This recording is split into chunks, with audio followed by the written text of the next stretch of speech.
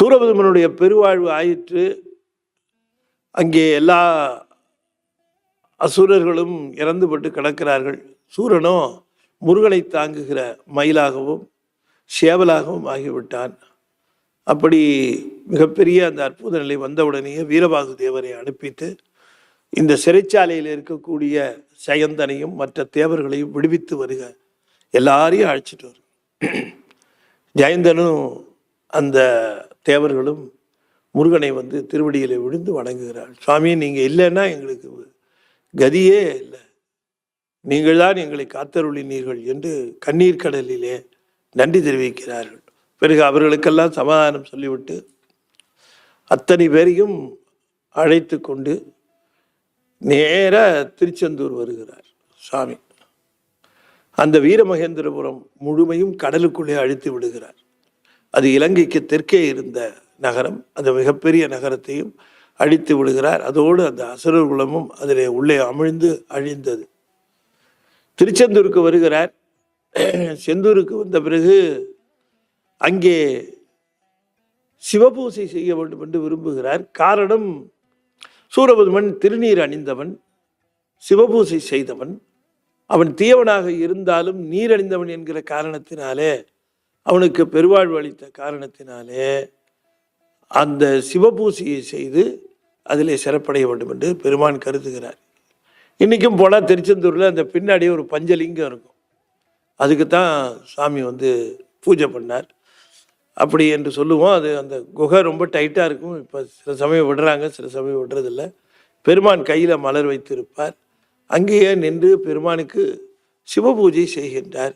சிவபெருமானுக்கு தேவர்கள் எல்லாம் மகிழ்ந்து சூழ்ந்து எப்பொழுது தருணம் கிடைக்கும் முருகப்பெருமானை பூஜை செய்வதற்கு என்று காத்திருக்கிறார்கள். பிறகு பெருமான் பூஜை முடித்தவுடனே அவருக்கு பூஜை செய்கிறார்கள். இந்திராதி தேவர்கள் எல்லோரும் பூஜை செய்கிறார்கள். அப்பொழுது இந்திரன் வந்து வணங்குகிறார். கல் நின்ற மொயம்பின் அவுணர் களை கட்டல் செய்தாய், கல் நின்ற மொயம்பின் அவுணர் களை கட்டல் செய்தாய், இன்னின்ற அமரரை சிறை விடுத்தாய், என்றனக்கு என்றனக்கு தொல் நின்ற சீர் புரிந்தருளினாய், தொல் நின்ற சீர் புரிந்தருளினாய், செய் நன்றியாய் சீரே சிறியேன், இந்த சிறியேன் சிறியவனாக இருக்கக்கூடிய நான், தொல் நின்ற சீர் என கருத்தருளாய், என்றெனக்கு தொல் பழைய பெருமையெல்லாம் வந்து சேர்ந்து விட்டது. காடு வனாந்திரம் புதர்கள் அங்கும் இங்குமாக அலைந்து திரிந்து ஓடி ஒளிந்து கொண்டிருந்த இன்று நான் மிக்க தைரியமாக உலா வருகிறேன். என்னுடைய பழைய பெருமையை மீட்டு தந்து விட்டீர். என்றெனக்கு தொல் சீர் புரிந்தருளினாய், எனக்கு பழைய பெருமையை தேவரீர் தந்தீர்கள். அது மட்டுமல்ல, கல் நின்ற மொயம்புடைய அவுணர் களை கட்டல் செய்தாய். அவுணர் களை கட்டல் செய்தாய் என்றால் அவுணர்கள் என்று சொல்லக்கூடிய கலையை பிடுங்கி எறிந்தாய், அந்த குலத்தையே பிடுங்கி எறிந்தாய். அவர் தேவ குலம் வளராமல் தடுக்கின்ற கலையாக விளங்கியது அவுணர்கள். எனவே அந்த அவுணர்கள் மொயம்புடைய அந்த கல் நின்ற மொயம்பு என்று சொன்னால் கல் போலும் திடகாத்திரமுடைய தோள்களை உடைய வீரம் மிக்க அந்த அசுரர் குலத்தையே நீ அழித்தல் செய்தாய், தேவகுலம் வளர வேண்டும் என்பதற்காக. கல் நின்ற மொயம்புடைய அவுணர் களை கட்டல், களை கட்டுதல் என்று சொன்னார். பைங்கூழ் களை கட்டதனோடு நேரும்பார் வள்ளுவர். கொலையிற் கொடியாரை வேந்தொருத்தல் அரசன் பைங்கூழ் களை கட்டதனோடு நேர். வேந்தன் வந்து கொடியவர்களை கொல்லுதல் என்பது கலையை பிடுங்குதல் போல என்று சொல்லுவார். அதை இங்க சொல்லுகிறார். களை கட்டல் செய்தாய், இன்னின்ற அமரரை சிறை விடுத்து. இங்க நிற்கிற அமரர்கள் எல்லாம் சிறையில வாடியவர்கள் இன்று மகிழ்ச்சியாக இங்கே நிற்கிறார்கள். அவுணர்களை களை கட்டல் செய்தாய், இவர்களை சிறை விடுத்தாய், எனக்கு பழைய பெருமையை தேடித்தந்தாய், செய் நன்றியாய் சிறியேன் உனக்கு செய்யத்தக்கது யாதுள்ளது. பெருமானே உங்களுக்கு செய் நன்றியாக நான் என்ன செய்யறது? என்ன செய்தாலும் அதுக்கு ஈடாகுமா? இறைவன் செய்வதற்கு நாம என்ன செய்ய முடியும்? பதில் உபகாரம். நாம செய்கிறோம், அர்ச்சனை செய்துடுறோம், அவருக்கு மாலை வாங்கி போட்டுடுறோம், அவருக்கு பூஜை வச்சிடுறோம், அவருக்கு நைவேத்தியம் பண்ணிட்டு நாமே சாப்பிட்டுறோம். இதெல்லாம் நாம அவருக்கு செய்யறோம்னு நினைச்சிட்டு சந்தோஷமா சொல்றோம். இதெல்லாம் அவருக்கு என்ன ஆகும்? யோசனை பண்ணி பார்க்கணும். பெருமானுடைய பெருங்கருணையை பார்க்கிற பொழுது, அதாவது ஒருவர் காட்டுகிற அன்புக்கு நீங்கள் மீண்டும் பதிலுக்கு அன்பு காட்ட முடியுமானால், பதில் காட்ட முடியுமானால், ஒருவர் காட்டுகிற உதவிக்கு நீங்கள் பதில் உதவியாக செய்துவிட முடியுமானால், அவர் காட்டுவதற்கு பேர் அன்புன்னு பேரு. ஒருவர் காட்டுகிற அந்த உணர்வுக்கு நீங்கள் பதில் உபகாரம் ஏதும் செய்ய முடியாது என்கிற நிலை இருக்குமானால் அதற்கு பெயர் அருள்னு பேரு. தாயினுடைய கருவில இருந்து 10 மாதம் சுமந்து நம்மளை ஈண்டெடுத்தாள், அவள் வளர்த்தாள். அவளுக்கு பதில் உபகாரம் எதுவும் செஞ்சிடவே முடியாது. நாம அவளுக்கு சோறு போடுறதோ அல்லது அவளுக்கு துணிமணி எடுத்து கொடுக்கறதோ அல்லது பாதுகாத்து கொள்ளுறதோ பத்திரமா வச்சுக்கிறதோ, இதெல்லாம் நமக்கு அவள் செய்த அந்த உபகாரத்திற்கு பிரதியாக செய்வது நினைச்சா நம்மள மாதிரி அறியாமை உடையவர்கள் இல்லை, பண்ணவே முடியாது. ஏனென்றால் தாயினுடையது அருள், தாயினுடையது அருள். இறைவனுடைய கருணையை பற்றி பேசுகிற பொழுது தாயினுடைய அருளுக்குத்தான் உதாரணமாக பேசுவார்கள். வேற இறைவனுடைய கருணையை பத்தி ஏதாவது ஒப்பிடணும்னு நினைச்சா வேற எதோடையும் ஒப்பிட மாட்டாங்க, தாயோட தான். ரொம்ப அற்புதமா சொல்லுகிறார் திருமூலர், சொல்லுகிறார் தாயின் கருணையோடு ஒப்பிட்டு பேசுகிறார். வேயில் எழும் கனல் போல இம்மெய்யனும் கோயில் கொண்ட நந்தி. ஏன் தாய் சிறப்பு? ஏன் தாயினுடைய அந்த அருள்நிலை சிறப்பு அப்படின்னு சொன்னா அதுக்கு காரணம் சொல்லுகிறார் திருமூலர். ரொம்ப அழகான காரணம். இப்ப தாய் இருக்கிறாள, அவ இப்ப வீட்டில் பார்த்தீங்கன்னா அது கை குழந்தையா இருக்கும். அதுக்கு பால் புகட்டி அதை எடுத்து துணியை போட்டு அதை கீழே கடத்துவா. நம்ம ஊரை பத்தி பேசுறேன், எனக்கு அந்த சீனரியோ தான் தெரியும் என்ன. அதனால அப்படி அதை பால் கொடுத்துட்டு கீழே ஹாலில் ஒரு மொத்துன்னு துணி போட்டு அதில் அந்த குழந்தைய போட்டுட்டு அவன் உடனே அந்த பெரிய பையன் அவங்க வீட்டுக்காரரு இவங்களெல்லாம் கவனிச்சாங்கணும். அதனால பச்சை தண்ணி பல்லில் பட்டிருக்காது. அவசரமாக டிஃபன் செஞ்சு காஃபி போட்டு பையனுக்கு கட்டி கொடுத்து அவனை அனுப்பிச்சு வீட்டுக்காரருக்கு டிஃபன் கட்டி கொடுத்து அவருக்கு காஃபி எல்லாம் கொடுத்து அவரையும் அனுப்பிச்சி வச்சு அதுக்கப்புறம் தான் போய் பல்ல தேய்ச்சிட்டு உட்காந்து ஒரு வாய் சாப்பிடலான்னு தட்டை எடுத்து வச்சு அப்படி சாதத்தை போட்டு சாம்பாரை ஊற்றி பிசைஞ்சு ஒரு வாய் வைக்க போவா. அந்த குழந்தை எங்க பார்த்து கண்ணா விளையாடுறியாடா அப்படின்னுட்டே பிசைஞ்சு வாயில வைக்க போவா. அந்த குழந்தை ஆய் போயிடும். அந்த குழந்தை ஆய் போயிடும். தாய் என்ன பண்ணுவான்னு நினைக்கிறீங்க? தாய் என்ன பண்ணுவா? உடனே எழுந்துச்சு ஆய் போனான்னு சோத்த பிசைஞ்ச கையோடையே ஒழிஞ்சு விடுவா. கண்ணா ஆய் போயிட்டியாடான்னு. அவளுக்கு ஒரே சந்தோஷம். ஏன்னா அவளுக்கு தான் தெரியுது 3 நாளா போகலை. இது ஆய் குழந்தைங்க தினம் ஆய் போகணும், இல்லைன்னா தாய்க்கு அது ஒரு பெரிய இதா இருக்கும். அது 3 நாளா போகலை, இப்பதான் ஆய் போயிருக்கு. அவளுக்கு ஒரே பரம சந்தோஷம். கண்ணா கையில இருக்கக்கூடிய சோத்த அலம்ப மறந்து அந்த குழந்தையினுடைய மலத்தை அலம்புவா. இப்ப நம்மால் அங்க நின்றுட்டு இருந்தான்னு வச்சுக்கோங்களேன், சனியை எப்போ போகுது பாருன்னு தட்டை தூக்கிட்டு வெளியில ஓடிடுவான். தாய் அதை கொஞ்சம் கூட யோசிக்காம அந்த குழந்தையினுடைய மலத்தை கழுவி விடுவா. ஒரு பிறப்புல ஒரு உயிரினுடைய ஒரு மலத்தை கழுவுகிற தாயே உயர்வுன்னு சொன்னா, ஒவ்வொரு பிறப்பிலும் ஒவ்வொரு உயிரினுடைய 3 மலத்தை கழுவுறாளே சிவபெருமா, அவன் தாயை காட்டிலும் சிறந்தவன்கிறாரு திருமூலர். தாயின் மும்மலம் மாற்றி தயா என்னும் தோயமதா எழும் சூரியனாமே. அப்ப அவர் சொல்லுகிறார், இந்த மலம் மாற்றுதல் சாமி அழுக்க எடுக்கிறான், அழுக்க நீக்கிறான். யார் செய்வா? யோசனை பண்ணி பாருங்க. நல்ல குழந்தைய கொஞ்சுவாங்க, தூக்கி வச்சு கொஞ்சுவாங்க, முத்தம் கொடுப்பாங்க, அப்படி இப்படின்லாம் எல்லாம் அதை போட்டு பாராட்டுவாங்க. அது மட்டும் 1 டபுள்ஸோ போகணும், அவ்வளோதான் தேர்ந்து போச்சு. தூக்கி அப்படியே கடாசிட்டு போயிடுவாங்க. இந்த தாய் ஒருத்தி தான் இந்த கூச்சம் பார்க்க மாட்டாள், அவள் செய்வாள். தாய் மலம் மாற்றுகிறாள், அது போலவே சிவபெருமானும் மலம் மாற்றுகிறார், உயிர்களுடைய மலத்தை மாற்று. நான் எவ்வளோ பெரிய ஆள், இந்த உயிரோட மலத்தை மாற்றுறது தான் எனக்கு வேலையா, இதை போய் நான் நீக்கிட்டு இருக்கணுமா என்று ஈசன் நினைக்கிறானா? அப்படி மலம் மாற்றுகிற ஈசனுக்கு என்ன நம்ம பிரதி உபகாரம் செஞ்சிட போகிறோம்? என்ன செய்வோம்? என்ன இருக்கு செய்யறதுக்கு? நம்ம ஏதாவது செய்யணும்னா அவர்கிட்ட அது இருக்கக்கூடாது சார்.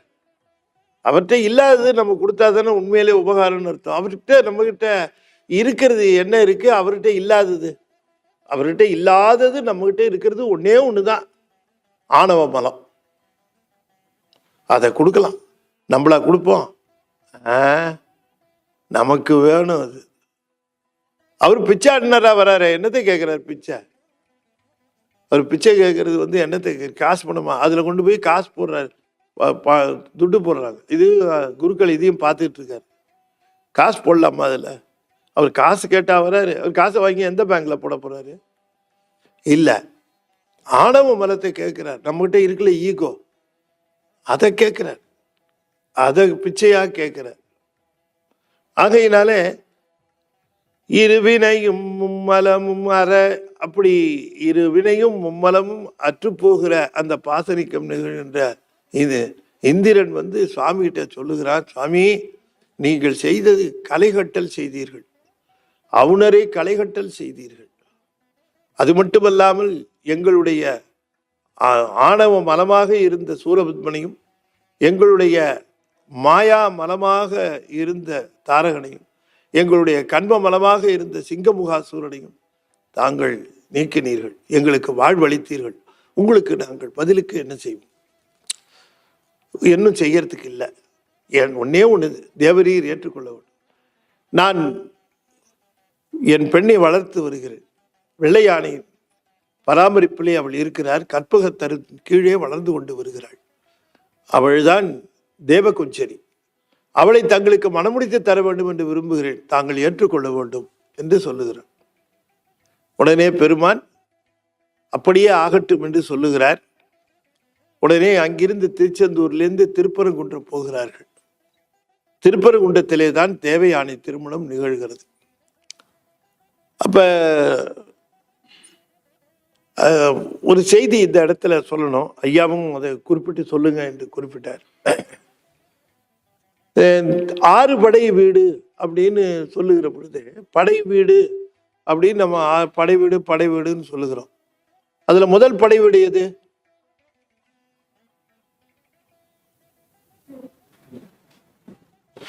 நீங்க சொல்லணும். அதாவது முதல் படை வீடு திருப்பரங்குன்றம், 2வது படை வீடு திருச்செந்தூர், 2வது படை வீடு திருச்செந்தூர், 3வது படை வீடு திரு ஆவினன்குடி அல்லது பழனி, பழனின்னு சொல்லுவாங்க, திரு ஆவினன்குடி 3வது படை வீடு. 4வது படை வீடு சுவாமி மலை. 5வது படை வீடு எல்லா மலைகளில் இருக்கிற கோயில்களும், முருகன் இருக்கிற கோயில் எல்லாமே. அதில் குறிப்பாக திருத்தணின்னு சொல்லுவாங்க. ஆனால் திருத்தணி மட்டும் இல்லை, திருத்தணி, விராலிமலை, எல்லா மலைகளுமே 5வது படை வீட்டில் வரும். 6வது படை வீடு பழமுதிர் சோலை, 6வது படை வீடு பழமுதிர் சோலை. இந்த 6 படை வீடுகள். சரி, படை வீடுன்னா என்ன அர்த்தம்? படை வீடு என்று சொன்னால், அரசன் போருக்கு செல்லுகிற பொழுது தன்னுடைய படைகளோடு சென்று அந்த படைகளோடு தங்குகிற இடத்திற்கு பெயர் படை வீடுன்னு பேர். அரசன் போருக்கு செல்லுகையில் படைகளோடு சென்று படைகளோடு தங்குகிற இடத்திற்கு படை வீடுன்னு பேர். அதே போல திரும்பவும் படைகளோடு தங்குகிற இடத்திற்கு படை வீடு என்று பெயர். இப்ப நீங்க வரலாறு கேட்டிருப்பீங்க. இப்ப நான் கந்தபுராணத்தை சொல்லி கொண்டு வருகிறேன். நீங்க சொல்லுங்க, முருகன் படைகளோடு புறப்பட்டு வந்தார், தங்குன வீடு எது? வீரபாகு தேவரை தூது அனுப்பிச்சார, அப்ப தங்குன இடம் அது திருச்செந்தூர். சரி, திருச்செந்தூர். இப்ப திருச்செந்தூர் படை வீடு. இப்ப திரும்பவும் படைகளோடு திரும்ப தங்குகிறார். திருச்செந்தூர். இப்போ போர் இல்லை, இப்போ எல்லாம் திரும்பி போகிறோம். இப்போ திரும்பி போகிற நேரத்தில் திருமணம் நடக்குது திருப்பரங்குன்றம். திருப்பரங்குன்றத்துக்கு போகிறார். அங்கே எல்லாரும் கல்யாணம் நடக்குது. இப்போ திருப்பரங்குன்றத்தை படை வீடுன்னு சொல்றது எப்படி பொருந்தும்? சுவாமி மலையே படை வீடுன்னு சொல்றது எப்படி பொருந்தும்? பழமுதிர் சோலையை படை வீடுன்னு சொல்றது எப்படி பொருந்தும்? படைகள் சென்று தங்குகிற வீடு படை வீடுன்னு சொன்னா இது எப்படி பொருந்தும்? அதுக்கு தான் திருமுருகாற்றுப்படையில அது சொல்லியிருக்கு. எனவே ஆற்றுப்படை என்பதுதான் ஆறு படை என்று ஆயிற்று. ஆற்றுப்படை என்று சொன்னால் ஆற்றுப்படுத்துதல் என்று அர்த்தம். அங்கே திருமுருகாற்றுப்படையில என்ன செய்கிறார்? நக்கீரர் புலவர்களை முருகன் இருக்கிற இடத்திற்கு ஆற்றுப்படுத்துகிறார். புலவர்களை பார்த்து சொல்லுகிறார், ஏ புலவர்களே, நீங்கள் வள்ளல்களையும் அரசர்களையும் பார்த்து உங்கள் தமிழை வீணாக்கி கொள்ளாதீர்கள். உங்கள் தமிழினாலே பரம்பொருளை மட்டுமே பாடுவதற்கு உங்கள் தமிழ் இருக்குமானால், பரம்பொருள் எப்படி அழிவில்லாமல் இருக்கிறதோ அதுபோல உங்க தமிழும் அழிவில்லாமல் இருக்கும். அழிகின்ற மனிதர்களை பற்றி நீங்கள் பாடினால் அந்த தமிழ், மனிதர்கள் அழிகிற பொழுது தமிழும் அழித்து போகும். ஏன் தேவாரம் இன்னைக்கு நிற்கிது? 7ஆம் நூற்றாண்டில் பண்ணது. ஏன் 3ஆம் நூற்றாண்டில் செஞ்ச திருமந்திரம் இன்னைக்கு நிற்கிது? ஏன் 5ஆம் நூற்றாண்டில் செஞ்ச காரைக்கால் அம்மையாருடைய அற்புத திரு அந்தாதி இன்னைக்கு நிற்கிதுன்னு கேட்டால், அவை என்றும் உள்ள பெரும்பொருள் பரம்பொருளை பற்றி செய்தவை. அதனால சொன்னார், நீ தமிழ் பாடுகிறாய், உன்னுடைய தமிழ் நிலைக்க வேண்டும் என்று சொன்னால் உன்னுடைய தமிழ் அழியா பொருளை பற்றி பாடினால் தமிழும் அழியாமல் நிற்கும். எனவே அழியா பொருளை நீங்கள் பாடுங்கள் என்று அவர்களை ஆற்றுப்படுத்துகிறார். அழியா பொருளாக இருக்கிறவன் முருகப்பெருமான், அவன் ஒருவன் தான்.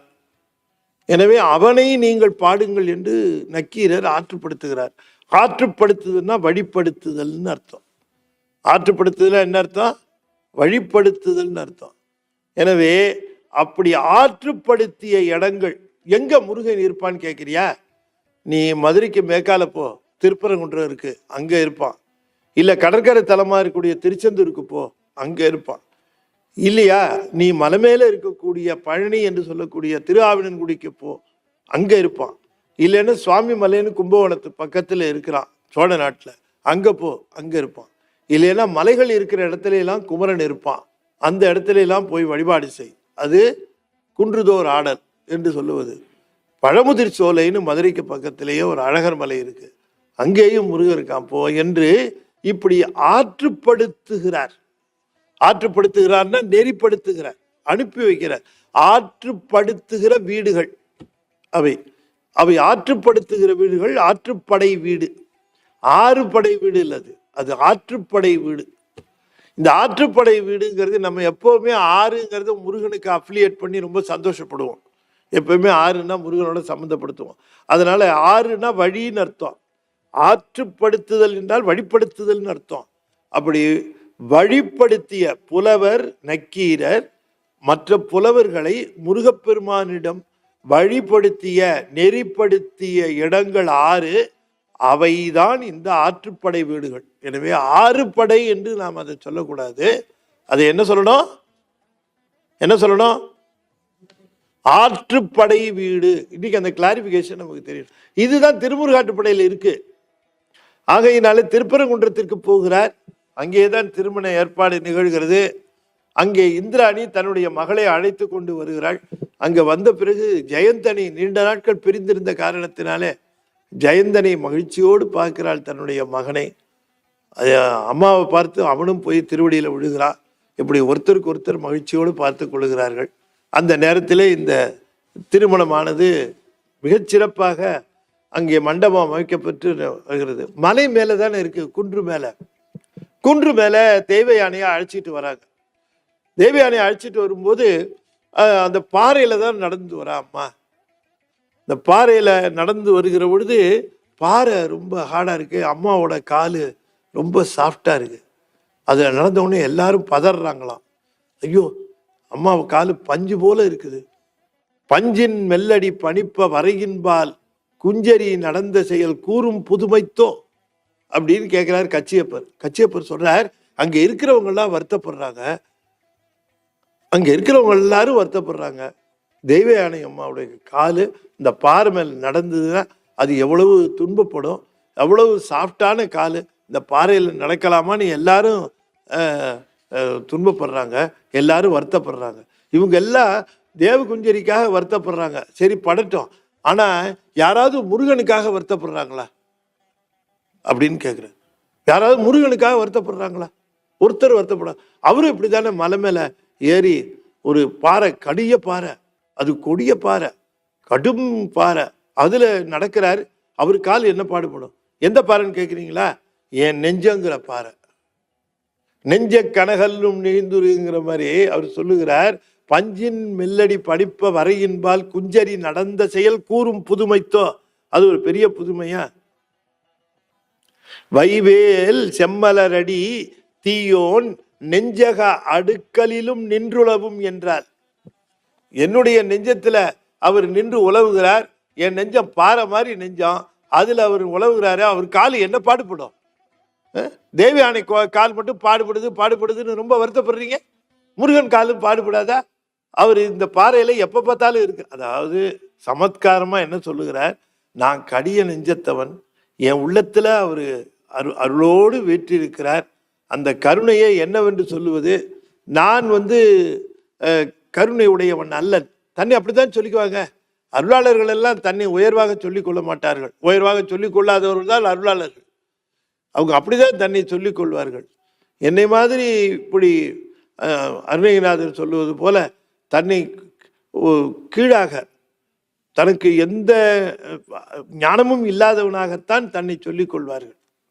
அப்படி சொல்லிக் கொள்ளுகிற அந்த தன்னடக்கம், அவையடக்கம், அதில் எளிமை, அதில் இருக்கிற அந்த நிலையில இவர் சொல்லுகிறார், என்னுடைய மனம் பாறை போல நெஞ்ச கனகல்லும் நெகிழ்ந்துருக தஞ்சத்தருள் சண்முகனுக்கு இயல் சேர் செஞ்சோர் புனை மாலை சிறந்திடவே பஞ்சக்கர ஆணை பாதம் மணிவாம் என்று கந்தர் அனுபூதியில முதல் பாடலாக சொல்லும். அப்படி அந்த பாடலுக்கு சொல்லுகிற பொழுது நெஞ்சம் கனகல்லு போல கனத்து கொண்டு இருக்கிற கல்லு மாதிரி இருக்கு. இந்த கல்லுல அவர் நடமாடுகிறார். அப்படி பாடுபடும் அந்த கால் அப்படின்னு ஒரு சமத்காரமா சொல்லுகிறார். திருமணம் சிறப்பாக நடக்கிறது. அம்மையப்பராக சிவபெருமான் எழுந்தருளி நம்முடைய முதன்மையை உமக்கு தந்தோம் என்று சொல்லுவதாக கந்தபுராணம். நம்முடைய முதன்மையை உமக்கு தந்தோம் என்று சொல்லுகிறார். இப்ப முதன்மையை தந்தோம் என்று சொன்னால் சிவபெருமானும் முருகனும் வேறு வேறு அல்லர். அதுதான் நான் திரும்பவும் வலியுறுத்துகிறது. இந்த இடமும் அதை தான் வலியுறுத்துகிறது. தேவாரை யாருக்கு பாடணும்? நீங்க சொல்லுங்க. தேவாரை யாருக்காக பாட வேண்டியது? சிவபெருமானுக்கு. திருவாசகம் யாருக்கு பாடணும்? சரி, 12 திருமுறைகள் யாருக்கு பாடணும்? 12 திருமுறைகள் யாருக்கு பாடப்பட்டது?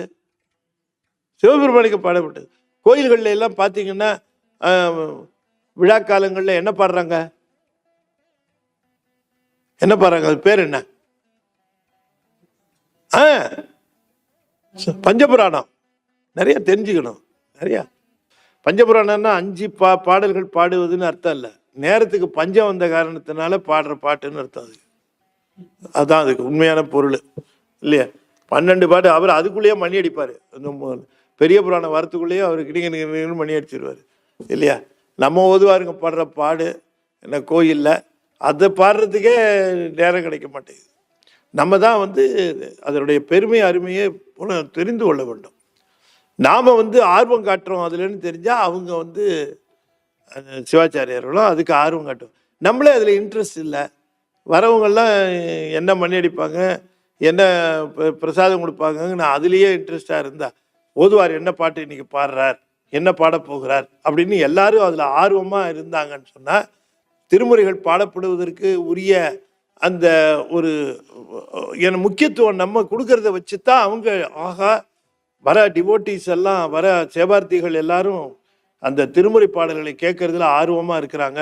அப்போ அந்த பாடலை ஓதுவார் பாடுறதுக்கு அது அப்போ தானே அந்த இன்ட்ரெஸ்ட் வரும். ஓதுவார் பாவம் பாடிக்கிட்டே இருக்காரு, இவங்களே சரி சீக்கிரம் முடிக்க மாட்டாரன்னா என்ன பூஜை இல்லைன்னு என்ன பயன்? அந்த 5 பாட்டு பாடுற பாருங்க, அதுதான் பயன். தேவாரம் பாடுனா நன்மை விளையும், சத்தியம். தேவாரத்தை பாடி எத்தனையோ தீமைகள் அகன்று போயிருக்கு.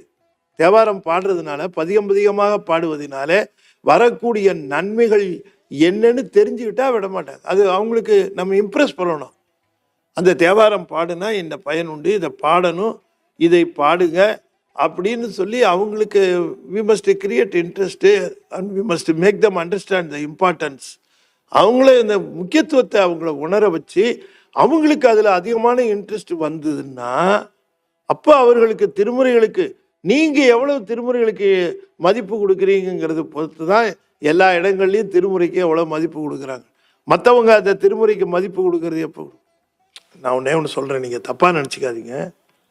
ஒருத்தர் தன்னுடைய வீட்டில் தனக்கு மனைவியாக வந்திருக்கிறவளை உதாச்சீனம் பண்ணி அவளை எதேச்சதிகாரமாக அவளை வாய்வுக்கு வந்தபடி பேசுறது நடத்துறதுன்னு இருந்தால் அந்த மனைவியை மற்ற வீட்டில் இருக்கவங்க மற்ற யாரும் மதிக்க மாட்டாங்க.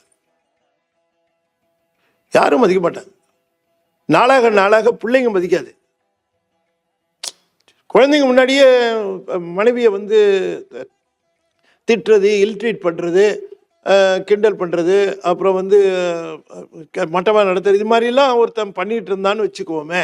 தன்னுடைய மனைவியை தன்னுடைய குழந்தைங்க முன்னாடி பண்ணிட்டு இருந்தான்னா இந்த குழந்தைங்களுக்கு அம்மா மேலே மரியாதை இருக்குமா? வைசி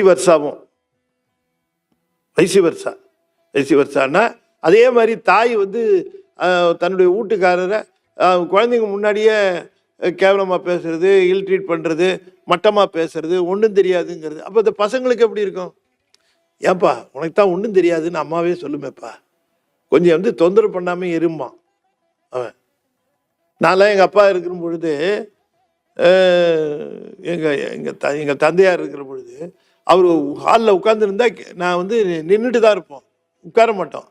அவராக சொல்லணும் உட்கார்றா அப்படின்னு சொல்லணும், அப்போ தான் உட்கார முடியும். நான் அந்த மாதிரிலாம் எங்கள் அப்பா இருந்தாருன்னா ஓரமாக நிற்போம். அப்படி ஹாலில் அவர் உட்காந்துருக்காரு, அங்கே போக வேண்டிய சந்தர்ப்பம் இருந்ததுன்னா நின்றுக்கிட்டே இருப்போம். ஏன்டா நின்றுட்டு இருக்க, உட்கார்றா அப்படின்னா அப்புறம் தான் உட்காருவோம். என்ன இப்போ பையன் அப்பாவை உட்காந்துக்கிட்டே அப்பாவை ஏன் இங்கேயே நிற்கிற டிவியை மறைச்சிக்கிட்டு ஓரமாக போ, அந்த பக்கம் போய் நில்லு அப்படிங்கிறான். யார்? அப்பாவை. இவன் உட்காந்துருக்கான் சோஃபாவில். உங்கள் அம்மாவோட பேசிகிட்டு இருக்கு, அங்கே போய் ஓரமாக நின்று பேசு, அதுக்கே டிவியை மறைக்கிற, எப்படி கேட்குறான் பாருங்க. அப்படி போயிடுச்சு. ஏன் இந்த மாதிரி?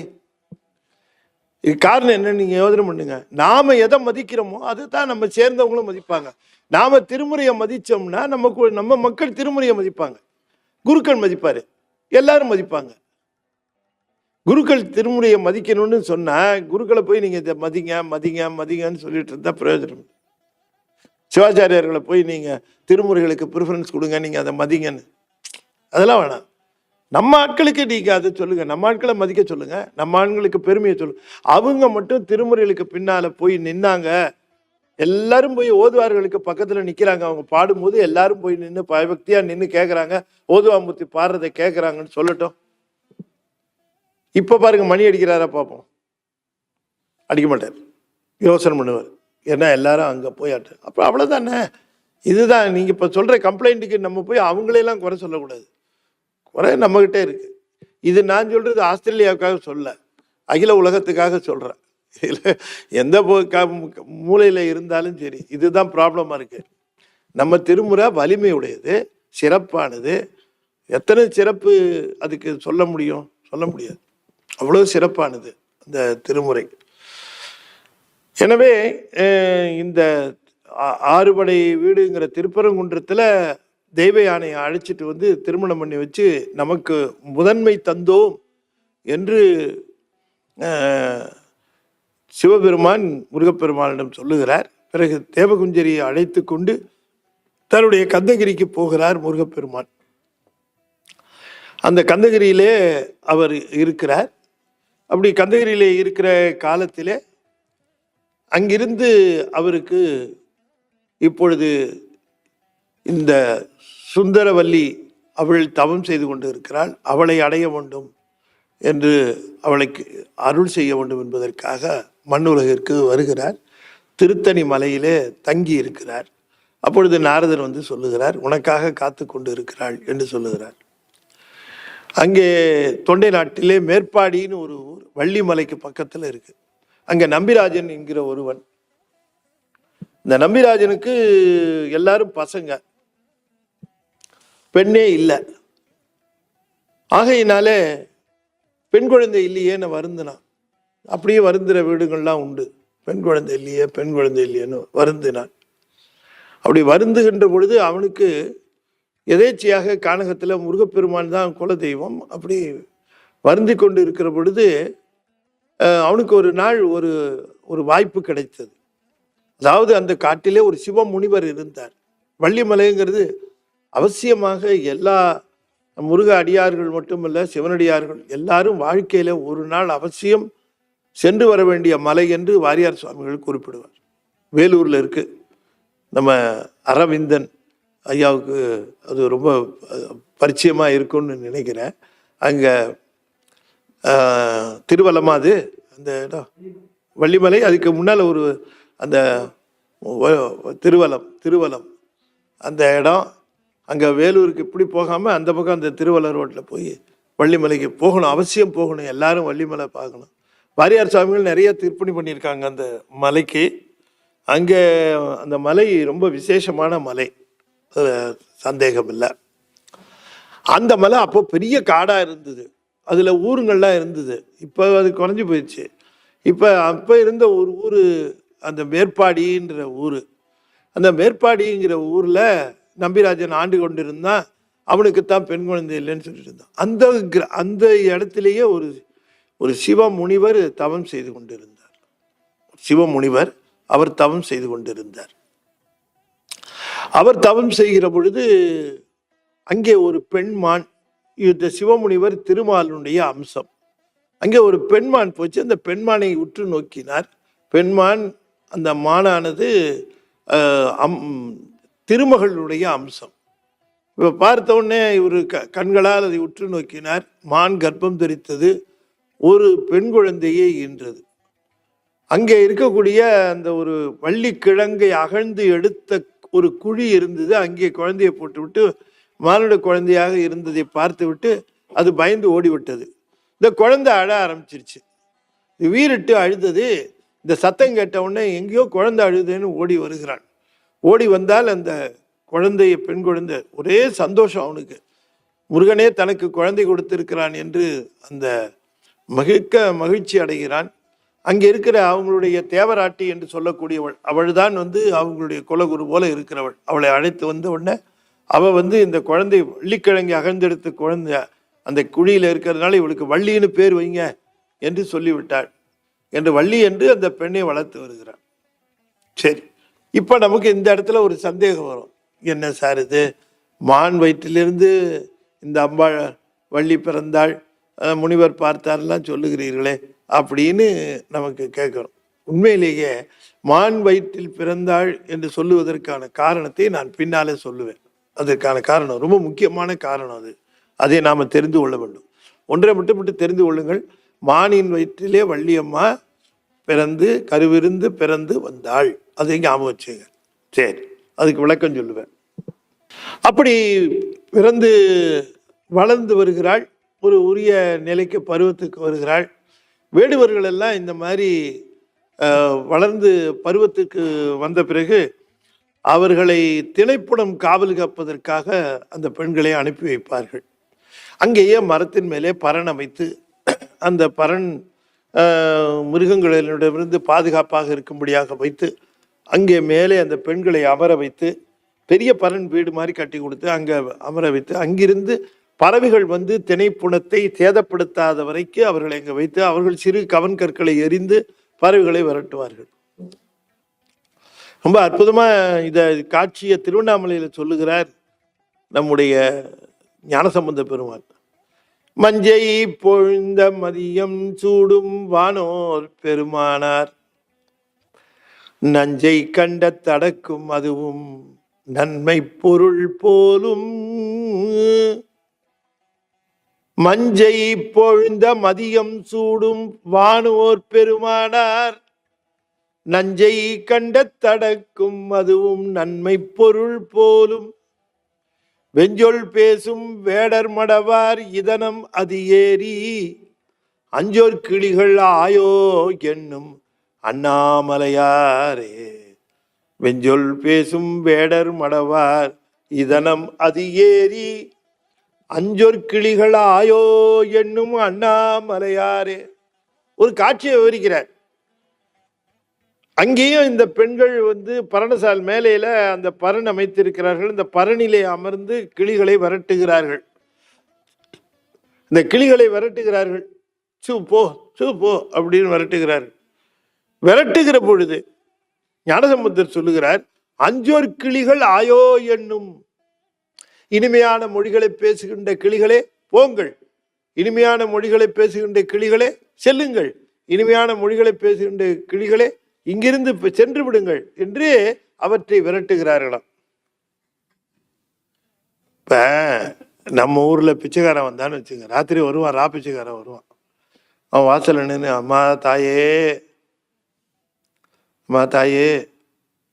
பிச்சை போடுங்கம்மா பசிக்குது அப்படின்னா உடனே நாம என்ன இனிமையான குரலிலே அம்மா தாயே என்று சொல்லுகிறீர்கள், பிச்சைக்காரரே உங்கள் இனிமையான மொழி எங்களை வசீகரப்படுத்துகிறது, உங்களுக்கு நாங்கள் இல்லை என்ற பதில்தான் வைத்திருக்கிறோம், ஆகையினாலே தாங்கள் இங்கிருந்து சென்று விடுங்கள் அப்படி இல்லாம பேசிட்டு இருப்போம். இல்லை பிச்சைக்காரன் வந்தான்னா இல்லைன்னு சொல்றத நம்ம இனிமையான மொழி பேசுகின்ற பிச்சைக்காரரே செல்லுங்கள் அப்படின்னு நான் சொல்லுவோம். கிளியை விரட்டுறவங்க அஞ்சோர் கிளிகள் ஆயோ, இனிமையான மொழிகளை பேசுகின்ற கிளிகளே போங்கள் அப்படின்னா விரட்டுவாங்க. யோசனை வந்தது எனக்கு. ஞானசம்பந்தர் இப்படி சொல்றாரு, அஞ்சோர் கிளிகள் ஆயோ என்னும் அண்ணாமலையாரேன்னு சொல்லுகிறாரு. கிளிகள் ஆயோ என்னும் சொல்லணும்னு வச்சுட்டா பரவாயில்ல, அஞ்சோர் கிளிகள் இனிய மொழிகளை பேசுகின்ற கிளிகளே போங்க அப்படின்னு சொல்லுவாங்களா? கிளிய போன்னு அப்படின்னு தான் விரட்டுவாங்களா? இப்படி சொல்லுவாங்களா? ஏன் இப்படி சொன்னார்னு பார்த்தா அதுக்கு பதில் முந்தின வரியில வச்சிருக்கிறார். வெஞ்சொல் பேசும் வேடர் மடவார்.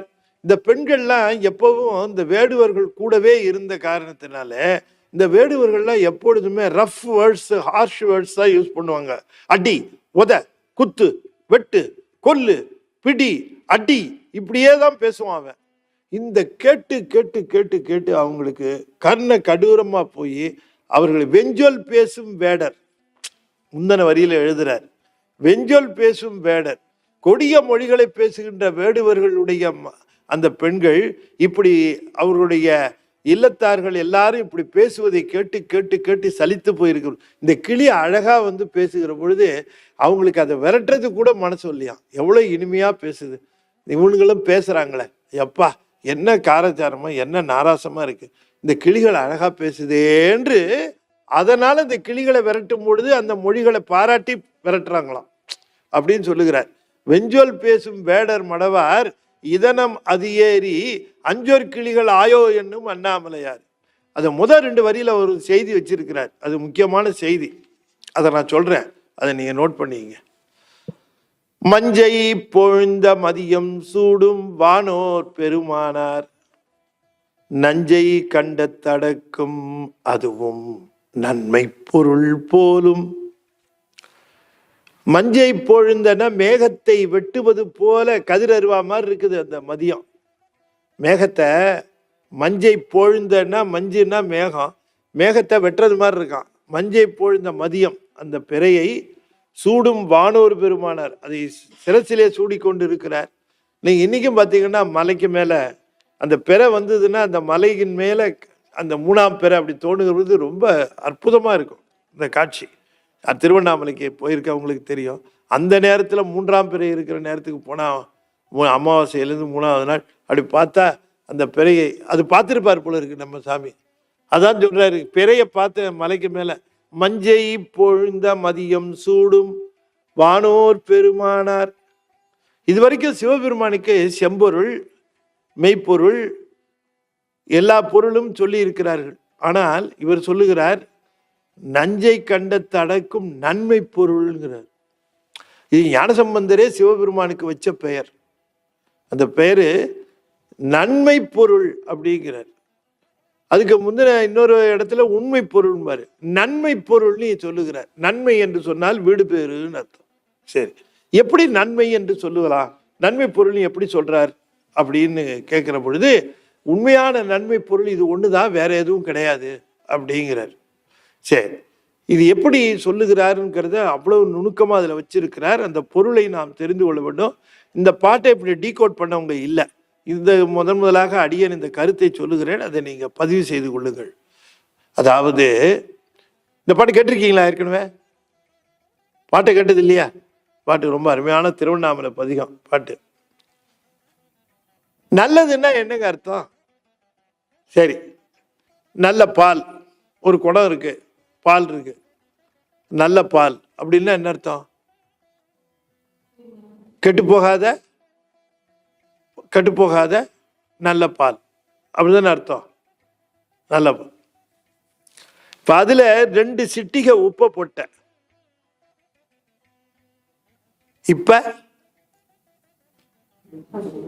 இப்ப என்ன பால்? அது தெரிஞ்சு போச்சு, கெட்டு போச்சு. நீங்க இல்லைங்களாங்க, நன்மைன்னு சொல்லிட்டு இருந்தோம். அது நன்மைன்னு இந்த கெட்டது வந்து சேர்ற வரைக்கும் தான் நன்மையா இருந்தது. கெட்டது வந்து சேர்ந்த உடனே நம்ம பையன் நல்ல பையன் தான், கெட்டது வந்து சேர்ந்த உடனே கெட்ட சகவாசம் வந்து சின்ன போச்சு, தொலைஞ்சுது. நம்ம சொல்றதை கேட்க மாட்டான், ஃப்ரெண்டு சொல்றது தான் கேட்பான். அடிக்கடி சொல்லுவான், என் க்ளோஸ் ஃப்ரெண்டு அவன் தான் சொன்னான். அவன் க்ளோஸ் ஃப்ரெண்டுன்னு ஏன் சொல்றான்னா, அவனை க்ளோஸ் பண்றதுக்காக வந்த ஃப்ரெண்டு, அதனால அது க்ளோஸ் ஃப்ரெண்டுப்பா. இல்லை, அது அவன் சொல்றதான் கேட்பான், நம்ம சொல்றது கேட்க மாட்டான். அப்ப ஒரு நல்ல பொருள் எது நல்ல பொருள் அப்படின்னு எப்படி டெஃபனிஷன் கொடுக்கறது? நன்மை பொருளா இருந்து நல்ல பொருளா இருந்தது, ஆனா நல்ல பொருளா இருந்தது ஒரு கெட்டது வந்து சேர்ந்தா அவ்வளவுதான், போச்சு, கெட்டு போச்சு. அவ உண்மையான நன்மை பொருள் எது அப்படின்னு கேட்டா, தீயது வந்து சேர்ந்தாலும் கெட்டு போகாமல் நன்மை பொருளாகவே இருக்குமானால் அதுதான் உண்மையான நன்மை பொருள். நல்ல பொருள் எதுன்னு சொன்னா, தீயது வந்து சேர்ந்தாலும், இப்ப ஆரோக்கியமானவர்கள்னா என்ன அர்த்தம்? டாக்டரை வச்சுட்டு நான் அதெல்லாம் சொல்லக்கூடாது, இருந்தாலும் எனக்கு தெரிஞ்ச விஷயத்தை சொல்றேன், அவர் அப்ரிஷியேட் பண்ணுவாருன்னு நினைக்கிறேன். அதாவது நல்ல உடம்பு அப்படின்னு சொன்னா என்ன அர்த்தம்? தேக ஆரோக்கியம், நல்ல உடம்பு, வியாதி இல்லாம இருக்கிறவர், அப்படிதானே? நோய் இல்லாம இருக்கிறவர் அவர் தானே. கொரோனா இல்லாம இருக்கிறவர், நான் அப்படி சொல்லாம நல்ல நோய் இல்லாம இருக்கிறவர். நோய் இல்லாம தான் பஸ்ல ஏறினார், உட்கார்ந்தார். பக்கத்துல இருக்கிறவன் உட்கார்ந்து இருந்தவன் ஏறின ஸ்டாப்ல இருந்து இறங்குன ஸ்டாப் வரைக்கும் அச்சு அச்சு அச்சுன்னு தும்மிக்கிட்டே வந்தான். இறங்கும் போது இவர் தும்மிக்கிட்டே இறங்குறாரு. இறங்கும்போது, ஏறும்போது நல்லா தான் ஏறினார், இறங்கும் போது தும்மிக்கிட்டே இறங்கினார். இப்ப இவர் உடம்ப நல்ல உடம்புன்னு சொல்ல முடியுமா? அப்ப தேக ஆரோக்கியங்கிறது என்னன்னா இம்யூனிட்டி. பக்கத்துல இருக்கிறவன் தும்முனாலும் இவருக்கு அஃபெக்ட் ஆகக்கூடாது. ஹெல்த்தியா இருக்கிறதுங்கிறதுக்கு பெரிய இம்யூனிட்டி. பக்கத்துல ஒருத்தர் தும்முனாலும் அல்லது அவனுக்கு காய்ச்சல் இருந்தாலும் நம்மளை அஃபெக்ட் பண்ணாம நாம நல்லபடியாவே இருந்தா தான் அதுதான் உண்மையான நல்ல உடம்பு. நம்ம வெளியில போகிறோம், எல்லா இடமும் சுத்தமா இருக்குன்னு சொல்ல முடியுமா? அப்ப நம்ம உடம்பு எப்படி இருக்குன்னா, அது வந்து இப்ப வியாதி இல்லை, ஆனா டெலிகேட்டா இருக்கு, எப்ப வேணா வியாதி வரும்ன்ற மாதிரி இருந்ததுன்னா இட்ஸ் நாட் ஹெல்த்தி. அப்படி ஹெல்த் நம்ம வந்து டிஃபைன் பண்ண முடியாது. ஹெல்த்துங்கிறது வந்து கெட்டது வந்தாலும், ஐஸ்கிரீம் சாப்பிட்டாலும் காய்ச்சல் வரக்கூடாது, மழையில நினைஞ்சாலும் காய்ச்சல் வரக்கூடாது, சளி பிடிக்கக்கூடாது.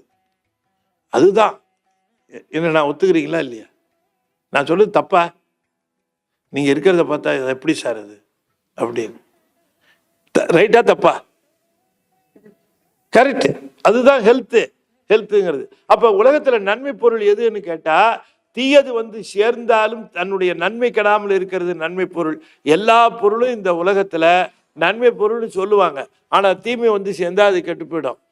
99 மாம்பழம் நல்ல மாம்பழம், ஒரே ஒரு அழுகின மாம்பழம். What will happen to 99 mangoes?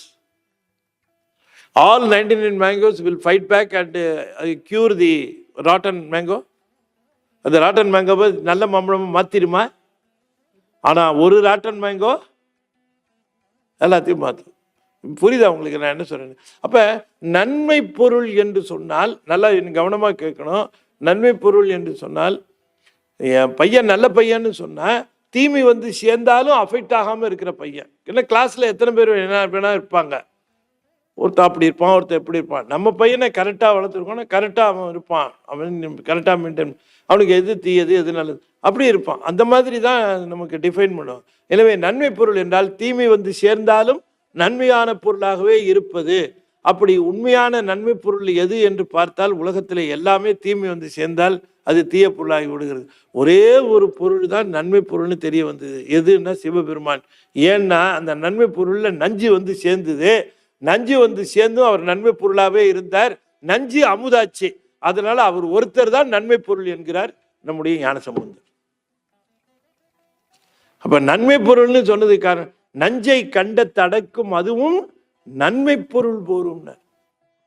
என்ன ஒரு ஒரு அற்புதமான விளக்கம் சொல்லுகிறார் பாருங்க ஞானசம்பந்தர்.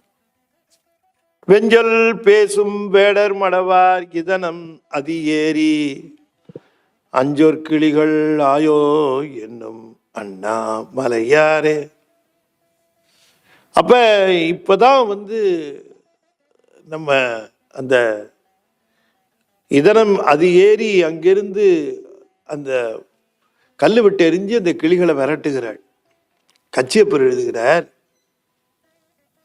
காட்டில் எளிதுற்ற கடவுள் மணியை கொணர்ந்து கூட்டில் இருளோட்ட குறுகு உய்த்தவாறு அன்றோ. வள்ளி அம்மாவை அந்த இடத்துல பார்த்த உடனே இவருக்கு மனசு கஷ்டமா இருக்கு. யாருக்கு? கச்சியப்பரு.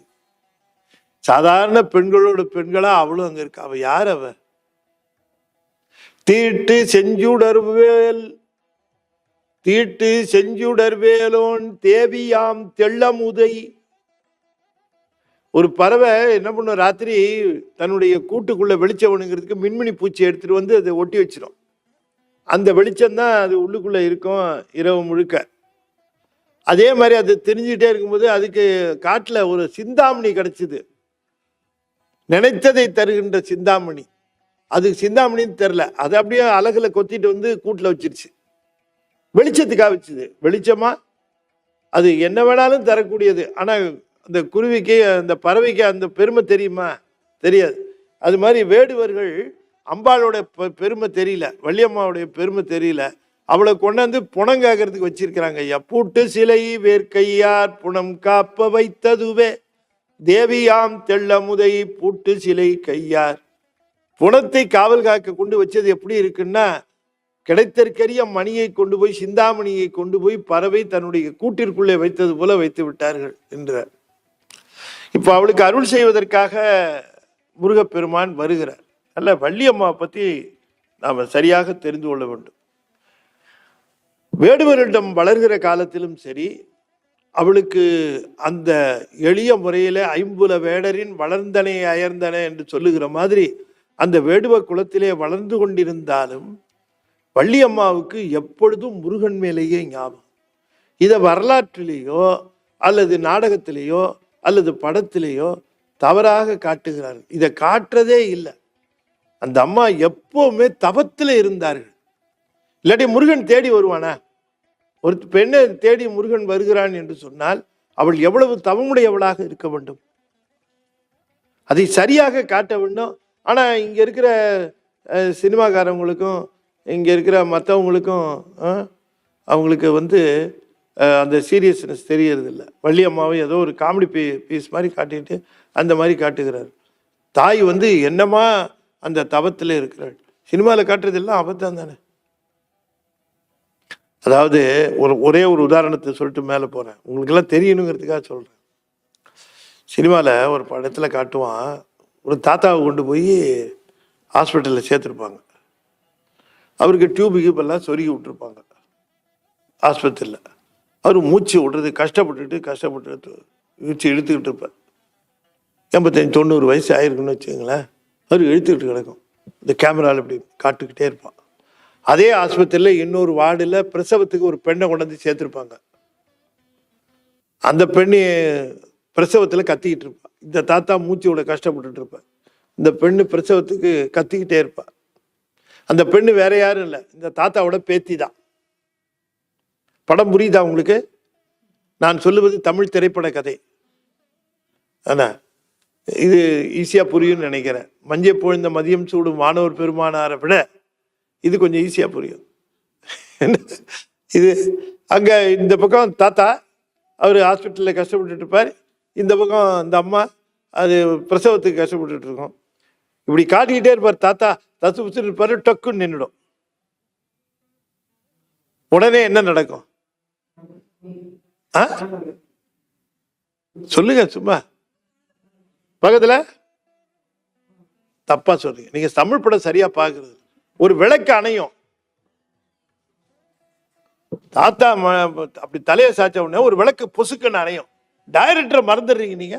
இந்த டச்சு காட்ட வேண்டாமா? அடையும். உடனே இந்த பக்கம் ஒரு குழந்தை குவா குவா குவான்னு செஞ்சு பிறக்கும். எல்லாரும் என்ன சொல்லுவாங்க? தாத்தா தான் குழந்தைய வந்து பிறந்துட்டார் அப்படின்னு. அதான் காதுல பூ வைக்கிறதுன்னு ஒண்ணு உண்டு. இந்த பூ இல்லைங்க, சரமாவே சுத்திடுறானுங்க. ஏங்க, அந்த பொண்ணுக்கு கர்ப்பமானது அது 10 மாசத்துக்கு முன்னாடியே அது கருவுக்குள்ள ஒரு உயிர் உள்ள போய் தான் அது வளர ஆரம்பிக்குது. என்னங்க டாக்டர் நான் சொல்றேன்ல, இந்த கரு எப்படி வளரும்? உயிர் உள்ள போனா தானே கருவே வளரும். இந்த கரு உள்ள வளர ஆரம்பிக்குது, உயிர் உள்ள இருக்குது, குழந்தைக்கு வீட்டு இருக்குது, எல்லாம் டாக்டருங்க பார்த்து சொல்றாங்க ஏற்கனவே உயிர் உள்ள போச்சு. தாத்தா புட்டுக்கிட்டது இப்பதான். இப்ப அந்த உயிர் இப்ப திரும்பவும் உள்ளுக்குள்ள போகுமா? அதுக்குள்ள எத்தனை உயிர் போறது உடம்புக்குள்ள? ஏற்கனவே தான் உள்ள போயிருச்ச. இத பார்த்துட்டு நம்ம ஒரு சென்டிமெண்டா நமக்கு அவங்க காதுல பூ சுத்துறான். என்ன இந்த மாதிரி தாத்தாவுக்கெல்லாம் உடனே உடம்பு கிடைக்காது. உடம்பை விட்டு நீங்கிய உயிருக்கு பிறப்பு உடனே வராது, அதற்கு உடம்பு கிடைக்காது, அதற்கு மனித உடம்பு கிடைக்கவே கிடைக்காது. அரிது அரிது மானிடராய் பிறத்தல் அரிது சொல்றார். 84 லட்சம் யோனி பேதம் இருக்கு.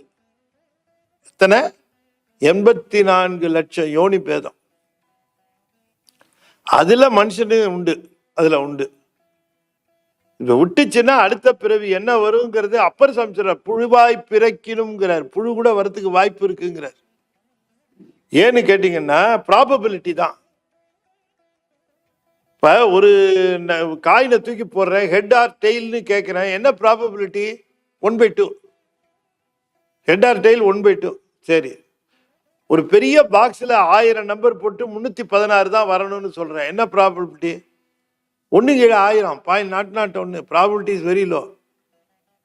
84 லட்சத்துல ஒரு பிறப்பு மனுஷ பிறப்பு, அந்த மனுஷ பிறப்பு தான் வரணும் அப்படின்னா ப்ராபபிலிட்டி என்ன? 1/84 லட்சம், 0.000. ஒருத்தர் நான் சொல்லிட்டே இருக்கும்போது கால்குலேட்டர் போட்டா தெரிச்சிருச்சு, 0ன்னு வந்துருச்சு.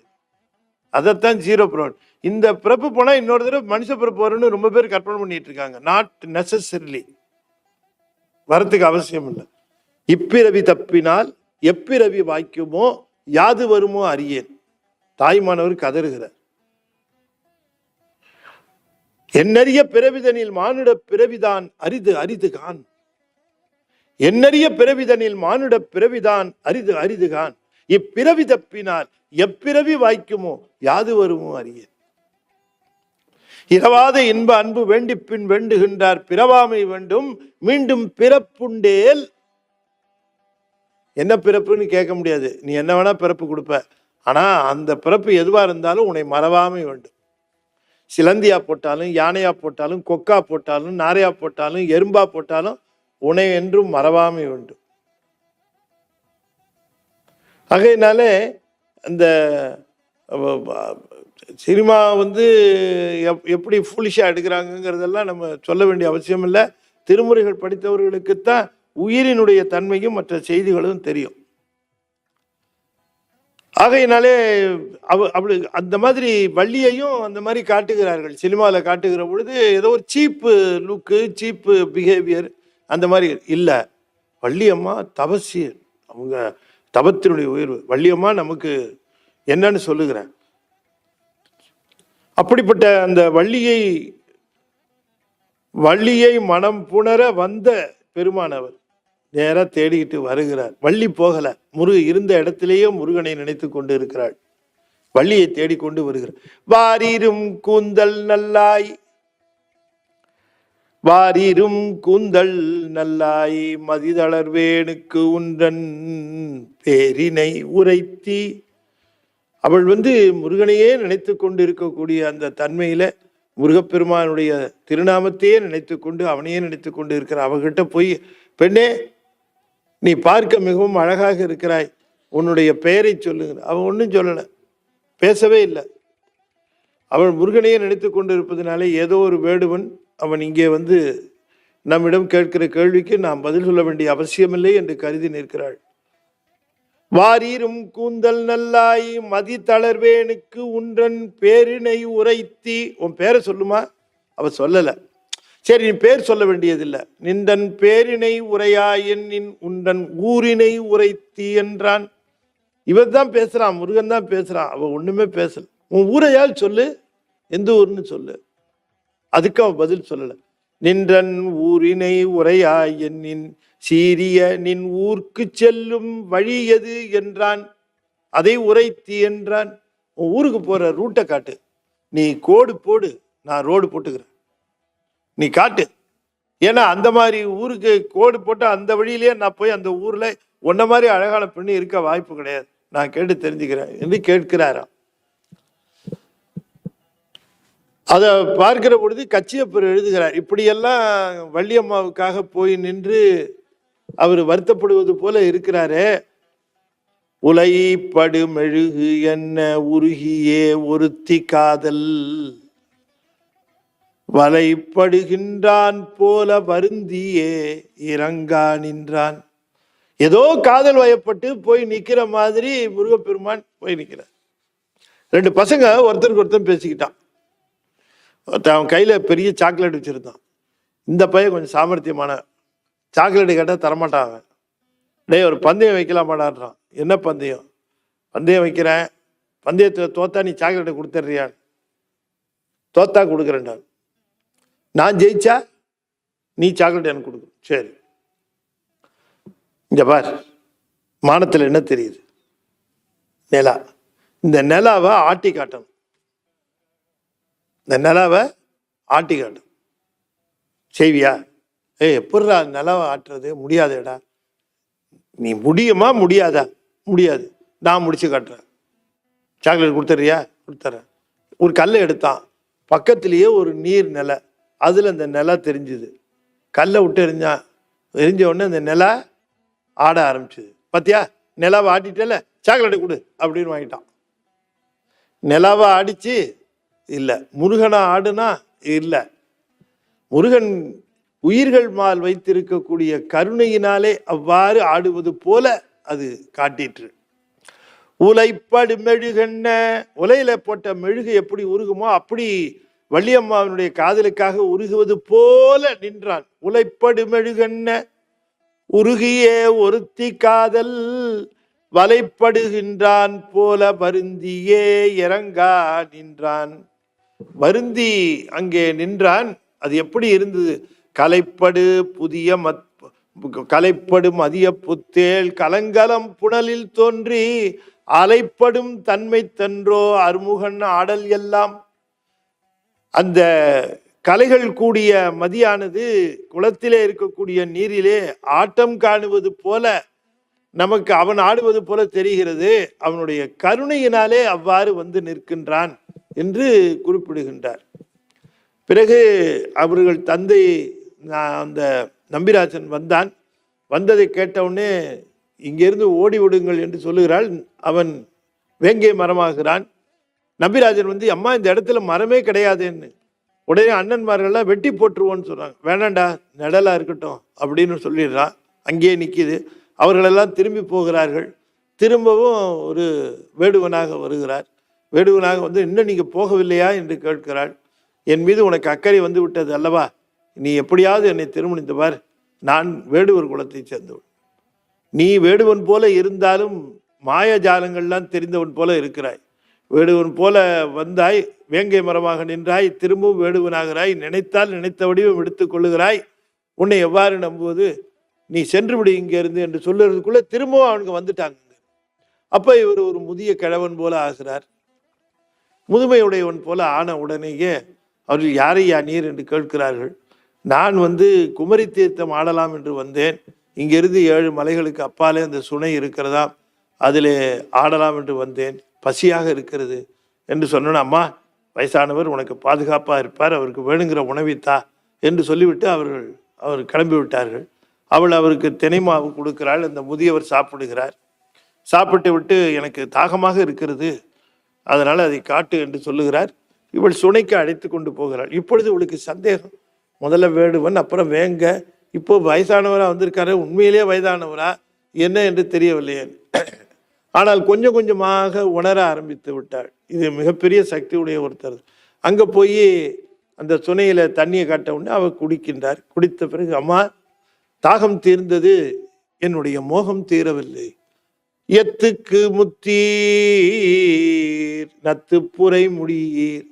சாமி, வயசானவரா இருக்கிறீங்க, நரைத்து போன உங்களுடைய அந்த தலைமுடி அனுபவத்தை காட்ட வேண்டும். ஆனால் தாங்கள் இவ்வாறு பேசுவது நியாயமா? நாங்கள் கீழ்குலத்தை சேர்ந்தவர்கள், எங்களிடம் இப்படி பேசுவது தகாது, நீங்கள் இவ்வாறு பேசாதீர்கள். நெடிதும் உத்தலின் பித்தனோ, நீங்கள் பித்து பிடித்தவர் போல பேசுகிறீர்கள் என்று கூறினாள். கூறிய உடனே அவர் சொல்லுகிறார், அம்மணி, நீ என்னை திருமணம் செய்து கொள்வாயா என்று கேட்கிறார். அவள் சிரிக்கிறாள். என்ன ஐயா, உமக்கு வயசு, நீர் என்ன பேசுகிறீர், ஏன் உமக்கு இந்த காலத்திலே இப்படி ஒரு புத்தி வந்தது என்று கேட்கிறாள். இல்லையா, வயசானவங்க கூட சில சமயம் சுற்றி இருக்கிறவன் தட்டி விட்டானா, ஏங்க சார், நீங்கள் தனியாக தானே இருக்கீங்க, வாரியார் சாமியை ஜோக்கா சொல்லுவார், விளையாட்டா சொல்லுவார். அப்படிதான் ஒருத்தர் இருந்தாராம். அவர் கொஞ்சம் வயசாச்சு. அவர்கிட்ட இவர் வாரியார் சாமி வீட்டுக்கு போயிருந்த போது, என்ன தனியாக இருக்கீங்க, ஒரு கல்யாணம் பண்ணிக்கிறது தானேன்னு கிண்டலாக கேட்டிருக்காரு வாரியார். அவருக்கு வயசாயிடுச்சு, அவருக்கு கிண்டலாக கேட்டிருக்காரு. என்ன சொல்றாரு பார்க்கலாம், அவர் பெரியவர்ன்ட்டு. பசங்க கோச்சிக்குவாங்க. எனக்கு வேண்டாம், இது செய்கிற வயசா, இது தவிர்க்கணும்ல, நமக்கு என்னதுக்கு இனிமே இறைவனை நினைந்து அந்த வெளியில போகணும்னு தானே பதில் சொல்லணும். பசங்க கோச்சிக்குவாங்க அப்படின்னாராம். அது வாரியார் சொல்லி சிரிப்பார். அதுக்கு என்ன சொல்ல வருகிறேன்னா, இந்த வயதான காலத்துல இப்படி ஒரு புத்தியா என்று அவள் ஏசினாள். இவர் உடனே சரி என்று விநாயகனை நினைத்தார். அது கணபதி யானையாக வந்தது. அவளுக்கு யானை பயம். அதனால் என்னை காக்க வேண்டும் என்று அடைக்கலம் புகுகின்றாள். நீ என்னை திருமணம் செய்து கொள்வதாக இருந்தால் யானையோடு காப்பாற்று. அவளுக்கு தெரிஞ்சு போச்சு, இது பெரும் பொருள், இது நினைத்த வடிவத்திலே நினைத்தவாறு செய்கிறதுன்னு. அவள் தஞ்சம் புகுந்தாள். பிறகு தன்னுடைய கோலத்தை காட்டுகிறாள். அவள் மூர்ச்சியாகிவிட்டாள். பிறகு எழுப்பி விடுகிறார். சாமி, நீங்க தான் முதலையே சொல்லியிருந்தா நான் உங்களை ஏசி இருக்க மாட்டேனே என்று சொன்ன உடனே தக்க தருணத்திலே தாம் மனமுடிப்போம் என்று சொல்லிவிட்டு போகிறார். அதற்கு பிறகு திரைப்படத்திற்கு வந்து பார்க்கிறார். இது தமிழிலே களவு திருமணம் என்று சொல்லக்கூடிய, களவியல் என்று சொல்லக்கூடிய ஒரு இயலிலே அந்த கச்சியப்பர் அதை அமைத்து காட்டியிருக்கிறார்.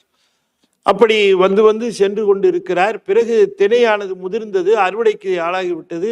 பெண்களை எல்லாம் வீட்டுக்கு அனுப்பித்து விட்டார்கள். வேங்கை மரம் பூத்து விட்டது. பெண்களை வீட்டுக்கு அனுப்பி விட்டார்கள். இவர் அடுத்த நாள் பார்க்கிறாரு, காணும். எல்லாம் பாவலா. காணுனே, ஐயோ வள்ளியை காணவில்லையேன்னு அங்கேயும் இங்குமா தேடுகிறார். இருக்கிறவன்டையெல்லாம் கேட்டா அவங்களாம் ஊருக்கு போயிட்டாங்க. உடனே அந்த ஊரை எப்படியாவது பிடித்து வந்துவிட வேண்டும் என்று அந்த ஊருக்கு பகல் நேரத்தில் நிற்கிறார். அவளுடைய தோழி பார்த்துட்டா, அதிர்ந்து போயிட்டா. என்னையாது இவ்வளவு தைரியமா பகல் நேரத்தில் இங்கே வந்திருக்கிறீர், எங்க ஊருக்காரன் அவனா பார்த்தானா உன் கதி என்ன ஆகுறது, நீ உடனே இடத்த காலி பண்ணு. நான் வள்ளியை பார்க்காம போக மாட்டேன்.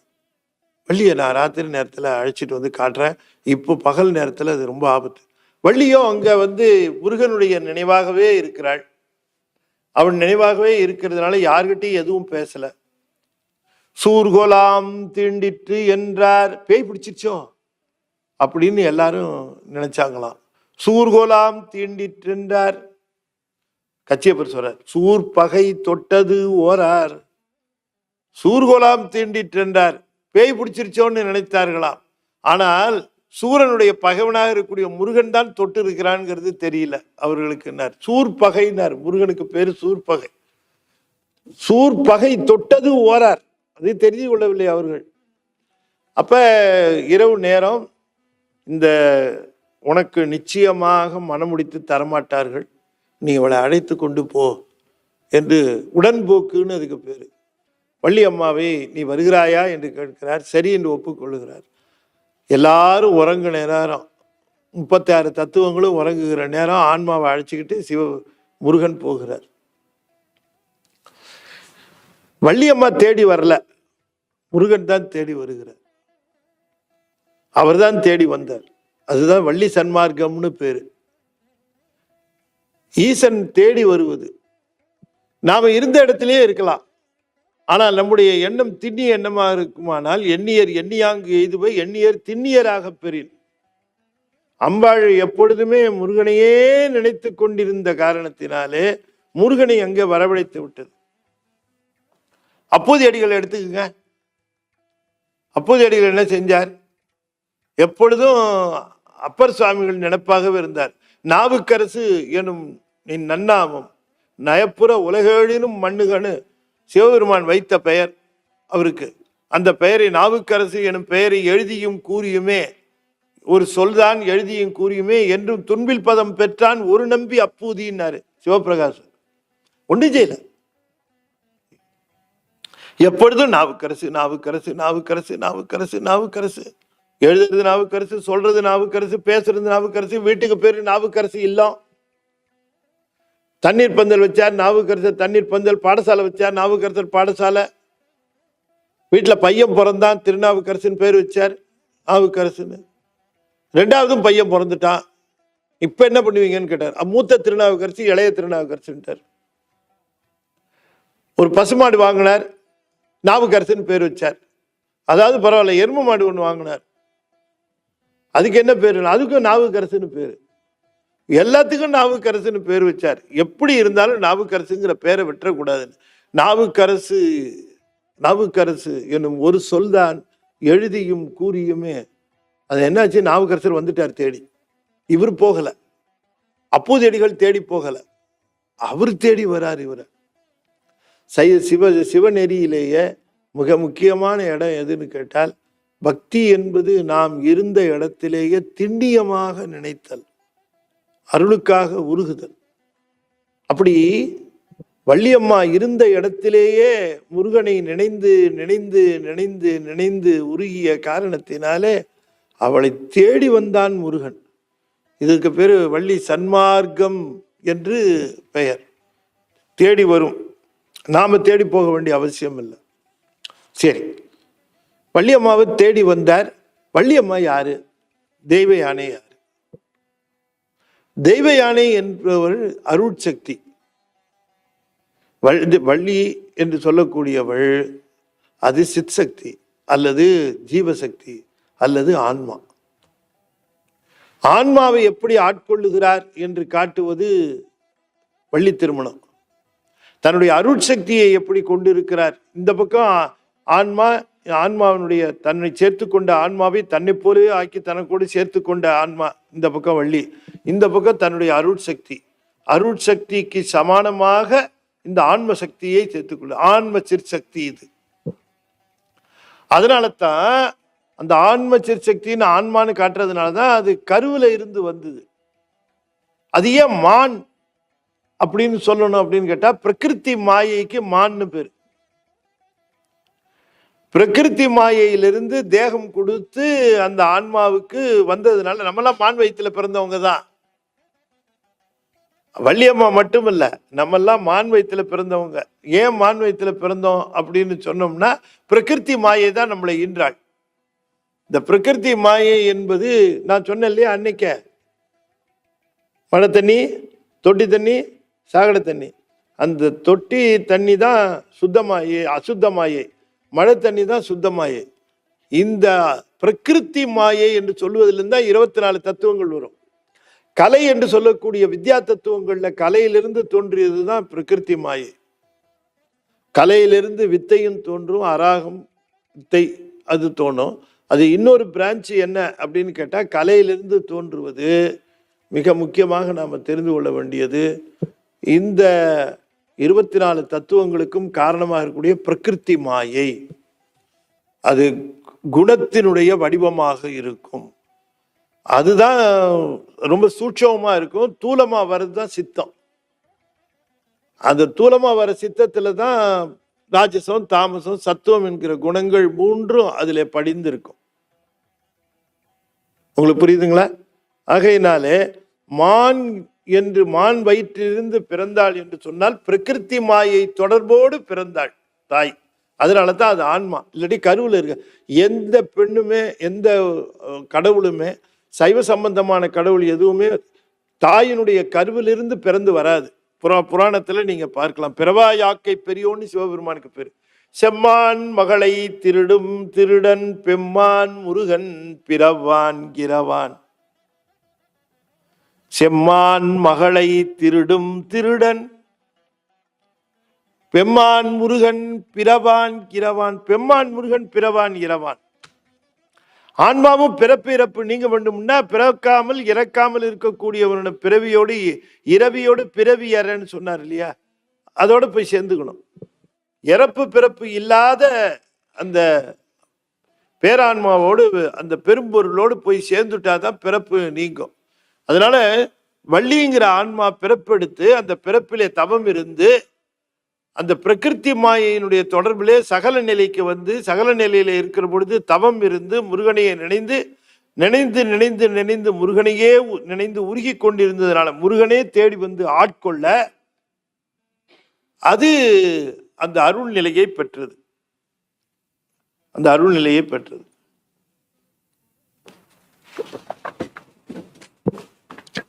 நம்ம கந்த புராணத்தில் கேள்வி கேட்டா அதுக்கு பதில் சொல்ல தெரியணும். ஏன் மான் வயிற்றிலிருந்து பிறந்தது அப்படி இப்படின்னு கதை சொல்றோம்னா அது புராணம். ஆனா அதுக்கு உண்மையான பொருள் என்ன அப்படின்னு கேட்டா இதுதான் நுட்ப பொருள். இதைத்தான் நாம தெரிந்து கொள்ள வேண்டும். புரிந்து கொள்வதற்காக நமக்கு அது கதை வடிவிலே புராண வடிவிலே சொல்லி இருந்தாலும் வள்ளியை தேடி வந்து முருகன் ஆட்கொண்டானே தவிர வள்ளி தேடி சென்று முருகனிடம் தஞ்சம் புகவில்லை. இதுதான் நம்ம சன்மார்க்கம். குருதான் தேடி வருவார். திரும்பவும் சொல்லுகிறேன், சீடன் குருவை தேடி போக முடியாது. போத குரு என்று சொல்லக்கூடியவரை அவர்தான் தேடி வருவார். எப்பொழுது ஏன் தேடி வர்றாருன்னா தகுதி இருக்கிற ஆன்மாவுக்குத்தான் வருவார். நமக்கு தகுதி இருக்கு என்று நினைத்து கொண்டு நாமே தேடி கொண்டிருக்க முடியாது. போத குரு நமக்கு வாய்க்க வேண்டும் என்கிற அந்த வாய்ப்பு வருமானால் தேடிக்கொண்டு வந்து விடுவார். ஆகையினாலே இந்த இரண்டு விஷயங்களை இதில் தெளிவாக தெரிந்து கொள்ள வேண்டும். வள்ளி அம்மா என்பது ஜீவான்மா, அது தூய்மை அடைந்த ஆன்மா, அது முருகனோடு ஒன்றுபட்டு நிற்கிற அந்த இப்ப எப்படி நம்ம திருஞான சம்பந்த திருநாவுக்கரசர் இவங்களை எல்லாம் சொல்லுகிறோம் அருள் நிலைக்கு வந்தார்கள் என்று சொல்லுகிறோம். அதை காட்டிலும் முருகனோடு ஒன்றுபட்டு நிற்கிற ஆன்மாவாக அது நிற்கிறது. அப்படித்தான் அதை பார்க்கணும். ஆகையினாலே இப்படி பார்க்கிற பொழுது அவள் வான உலக அருட்சக்தியாக விளங்குகிறவள். அந்த அருட்சக்தியாக விளங்குகிறவள் வான உலகத்தோடு தொடர்பு கொண்டவள் என்றால் முத்தி நிலை தரக்கூடிய பாக்கியம். எனவே முருகன் என்று சொல்லுகிற பொழுது தெய்வானை என்பது அருட்சக்தி, வள்ளி என்பது ஆன்ம சிற்சக்தி. அதற்கு சிவத்தோடு அல்லது முருகனோடு ஒன்றாக நிற்கிற சமமாக நிற்கிற அந்த தன்மை வந்து சேர்ந்து விடுகிறது. அதை இந்த வரலாறுலையும் சொல்லுவாங்க. அவளுக்கு அந்த சமானமான தன்மை வந்தது என்று காட்டுவதற்கு முருகன் அழைத்து கொண்டு போகிறான். அப்படி அழைத்து கொண்டு போகிற பொழுது கால் வலிக்கிறது. ஒரு சோலையில தங்குகிறார்கள். இரவு நேரம் விடிந்து விட்டது. ஒரே சத்தம் கேட்குது. அம்மையார் தூங்குகிறார். விழித்து பார்க்கிறாள். ஒரே சத்தம் கேட்குது. என்னங்க சத்தமா கேட்குது, நம்ம தேடிக்கொண்டு வந்து விட்டார்கள் அப்படின்னு சொன்ன உடனே ஐயோ இப்ப என்ன செய்வாங்களோ தெரியலையே, எங்க அப்பா ரொம்ப கோபக்காரர், எங்க அண்ணன்லாம் ரொம்ப கோபக்காரன், என்ன செய்வானோ தெரியலையேன்னு. இன்னும் பயப்படாது. அதே போல அந்த சோலையினுடைய வாசலுக்கு வந்து பார்த்து விட்டார்கள். அடேய் எப்படிடா வந்து எங்க ஊர்லயே வந்து எங்க பொண்ணையே கவர்ந்துட்டு போயிட்ட, உன்னை உண்டு இல்லைன்னு பண்றோம் பாருன்னு சொல்லி அங்கிருந்து அவர்கள் கற்களை வீசுகிறார்கள், வில்லை வீசுகிறார்கள், அம்பை வீசுகிறார்கள், என்ன கையில கிடைக்குதோ அதெல்லாம் வீசுகிறார்கள். எல்லாத்தையும் வாங்கிட்டு பேசாம இருக்கிறார், பார்த்துக்கிட்டே இருக்கிறார். ஏன்னா அவங்கள தாக்குனா வள்ளி ஏதாவது தப்பா நினைச்சிட்டா என்ன பண்றது, வள்ளிக்கிட்ட இமேஜ் குறையக்கூடாது. அதனால பேசாமையே இருந்தார். வள்ளி அம்மா சொன்னாங்க, என்னங்க நீங்க இப்படி பேசாம இருக்கிறீங்க, சிங்கம் நான் இனிமே யாரோடையும் சண்டை போட மாட்டேன் சாஃப்டா இருப்பேன்னு சொல்லிச்சுன்னா அது மேலே ஏறி சுண்டலியும் பண்ணியும் விளையாட ஆரம்பிச்சிடும். அதுதான் சண்டை போட மாட்டேன்னு சொல்லியிருக்கேன் அப்படின்னுட்டு பண்ணி வந்து முதுக தேய்க்கும், சுண்டலி மேலே ஏறி விளையாடும். கிட்டுமே அரியும் கேடலும் வேழமும் தானே என்று சொல்லுகிறார். முருக அந்த சிங்கத்துக்கிட்ட வந்து ரெண்டுமே வந்து கிருத்திருவம் பண்ணும். சிங்கத்தோட இதில் இருக்கணும், நீங்களும் அந்த வீரத்தோட ஏன் நீங்க விட்டுடு? அல்லம்மா, நீ ஏதாவது சொல்லு வேண்டி தான் பார்த்துட்டு இருந்தேன். இல்லை அதெல்லாம் பார்க்க வேண்டாம், உங்களை இந்த தாக்குறாங்க. இவர் வள்ளியை எப்படி தள்ளிக்கிட்டாரு பின்னால, வள்ளி மேலே எதுவும் பற்றக்கூடாதுன்ட்டு. இவர் மேலதான் எல்லாம். நீ சொன்னேன்னா ஏதாவது செய்யலாம், நீங்க செய்யுங்க, நீங்க செய்யுங்க. உங்களை இப்படி தாக்கும்பொழுது நம்ம என்ன பண்றது? சொல்றதையும் கேட்க மாட்டேங்கிறாங்க. அப்பா நான் சொல்றதை கேளுன்னு கேட்க மாட்டேங்கிறேன். என்றிவை குமரி செப்ப நின்றதோர் நெடுமான் சேவல் நிமிர்ந்தெழுந்து ஆர்ப்பு கொள்ள. இப்படி பார்த்தார். இந்த பக்கம் இடது பக்கம் கொடி, அந்த கொடியில சேவல், அந்த சேவலை அப்படி பார்த்தார். நின்றதோர் கொடிமான் சேவல் நிமிர்ந்தெழுந்து ஆர்ப்பு கொள்ள. அப்படி பார்த்த உடனே அந்த சேவல் கொக்கரகோ அப்படின்னு ஒரு கூச்சு. அவ்வளவுதான். குன்றவர் தலைவர் தானும் குமரரும் தமரும் யாரும் பொண்டினராகி மாண்டு பொல்லன பூமியில் வீழ்ந்தார். அந்த தலைவர்கள் பசங்க, நம்பிராஜன், வந்த சொந்தக்காரன் அத்தனை பேரும் பொசுக்குன்னு எல்லாம் விழுந்துட்டாங்க கீழே. அத்தனை பேரும் எல்லாரும் விழுந்து விட்டார்கள், எல்லாரும் இறந்து விட்டார்கள். ஒரு கொக்கரக்கோ சேவல், ஒரு கொக்கரக்கோ சவுண்டு தான், அத்தனை பேரும் இறந்துட்டார். என்னம்மா போர் முடிஞ்சிருச்சுமா, போலாமா அப்படின்னு கேட்குறாரு. இவ்வளோ ஷார்ட்டா முடிப்பாருன்னு அம்மா எதிர்பார்க்கல. சரிங்க சாமி. இப்படி திரும்பி பார்த்தா அப்பா விழுந்து கிடக்குறான், அண்ணன்கள்லாம் விழுந்துருக்குறாங்க, மாமா விழுந்துருக்கிறார். இவங்கெல்லாம் அப்பா மாமாவா? இன்னும் உறவு இல்லையே, வேடுவர்கள் உறவா? கூட்டிட்டு போறாரு வா அப்படின்ட்டு. இவர் போறாரு, பின்னாடியே அந்த அம்மையார் போகிறார்கள். கொஞ்ச தூரத்தில் நாரதர் வர்றார். வள்ளியை நீ திருமணம் செய்து கொண்டாயா? இனிமே தான் போய் செய்யணும். ஏன் வள்ளி சோகமா இருக்கு? இல்லை, அவங்க அப்பா அவங்களுடைய அண்ணன்க எல்லாரும் போரிட வந்தாங்க, நான் தான் கொஞ்சம் கவனிச்சேன். எல்லாரும் என்ன முருகா, வள்ளியை அழைத்து கொண்டு போகிற, அவங்க வீட்டாரெல்லாம் இறந்து போய் அழைச்சிட்டு போனேன்னா நல்லா இருக்குமா? அவங்களெல்லாம் எழுப்பிடு திரும்ப. அப்படியா? என்னம்மா சொல்ற? உன்னுடைய மகிழ்ச்சி அந்த அம்மா. ஆமா சாமி, ஆமா, சரி வா போலாம். கூட்டிட்டு போறேன். கூப்பிட்டு அந்த இடத்துக்கு திரும்ப போயிட்டு வள்ளி அம்மாவை பார்த்து எழுப்பு அப்படின்னு. சாமி நீங்க தானே எழுப்பு, இப்போ உனக்கே அந்த பவர் வந்துருச்சு, நீ என்னோட சேர்ந்துட்டம்மா, உனக்கே அந்த பவர் இருக்கு, எழுப்புன்னு. அப்பா அப்படின்னு கூப்பிட்டா எழுந்துச்சிட்டான். வள்ளிக்கே ஆச்சரியம். அப்ப சித்தமலம் அறிவித்து சிவமாக்கி எனையாண்ட அத்தன் எனக்கு அருளியவாறு ஆர் பெறுவார் அச்சோவேன்னு கேட்டார் இல்லையா? சித்தமலம் அறிவித்து சிவமாக்கி எனையாண்ட அத்தன் எனக்கு அருளியவாறு ஆர் பெறுவார் அச்சோவே. செம்மை நலம் அறியாத சிதறரும் திரிவேனே மும்மை மலம் அறிவித்து முதலாய முதல்வன் தான் நம்மையுமோர் பொருளாக்கி நாய் சிவிகை ஏற்றுவித்த அம்மை எனக்கு அருளியவாறு ஆர் பெறுவார் அச்சோவே. எப்படி என்ன மாத்திருக்கார் சிவபெருமான், அது மாதிரி முருகனும் மாத்திட்டார் வள்ளிய. அந்த கூடவே இருந்த அந்த தன்மை, நினைத்து கொண்டே இருக்கக்கூடிய அந்த தன்மையில மாற்றிவிட்டார். எல்லோரும் மகிழ்ந்து சொல்லுகிறார், முருகா நீ தான் வந்ததா எங்களுக்கு தெரியாத, நீ வந்து அழைச்சிட்டு போனேன்னு. நீ ஊருக்கு கூட்டிட்டு வா வள்ளிய, முறைப்படி கல்யாணம் பண்ணி வைக்கிறோம். நீ இப்படி அழைச்சிட்டு போயிட்டு கல்யாணம் பண்ணினா எங்க ஊர்ல இருக்கிறவன்லாம் அவன் பொண்ணை கடத்திட்டு போவான். கேட்டா முருகனே அப்படிதான் பண்ணாரு, நாங்க ஏன் பண்ணக்கூடாதுன்னு கேட்பான். முருகா தவறான முன்னுதாரணமா இருக்கும், நீங்க வா எங்க ஊர்ல அழைச்சின்னு போறார். அங்க வள்ளியை திருநோக்கம் செய்கின்றார். அற்புதமான வடிவமாக ஆகிறாள் வள்ளி அம்மா. பிறகு தாயும் தந்தையும் வந்து வாழ்த்த வள்ளியை திருமணம் செய்து கொள்ளுகின்றார் முருகப்பெருமான். வள்ளியை அழைத்து கொண்டு வருகிறார், திருத்தணி மலைக்கு வருகிறார். வள்ளி அம்மா கேட்கிறார், இது என்ன மலைங்கய்யா அப்படின்னு கேட்கிறார். அப்போ முருகப்பெருமான் சொல்லுகிறார், இந்த திருத்தணி மலையினுடைய சிறப்பை பற்றி பேசுகிறது கந்தபுராணம். விரையிடம் கொழும் போதினுள் மிக்க தாமரை பங்கயம் போல், விரையிடம் கொள்ளும் போதினுள் மிக்க பங்கயம், திரையிடம் கொளும் நதிகளில் சிறந்த கங்கையை போல், தரையிடங்களில் சிறந்த பதி காஞ்சியை போல், வரையிடங்களில் சிறந்தது இத்தணிகை மால் வரை. பூவுல சிறந்தது தாமரை பூ, நதிகள்ல சிறந்தது கங்கை நதி, ஊர்ல சிறந்தது காஞ்சிபுரம். அதுபோல மலைகள்ல சிறந்தது திருத்தணி மலை அப்படின்னு முருகன் சொன்னாராம்.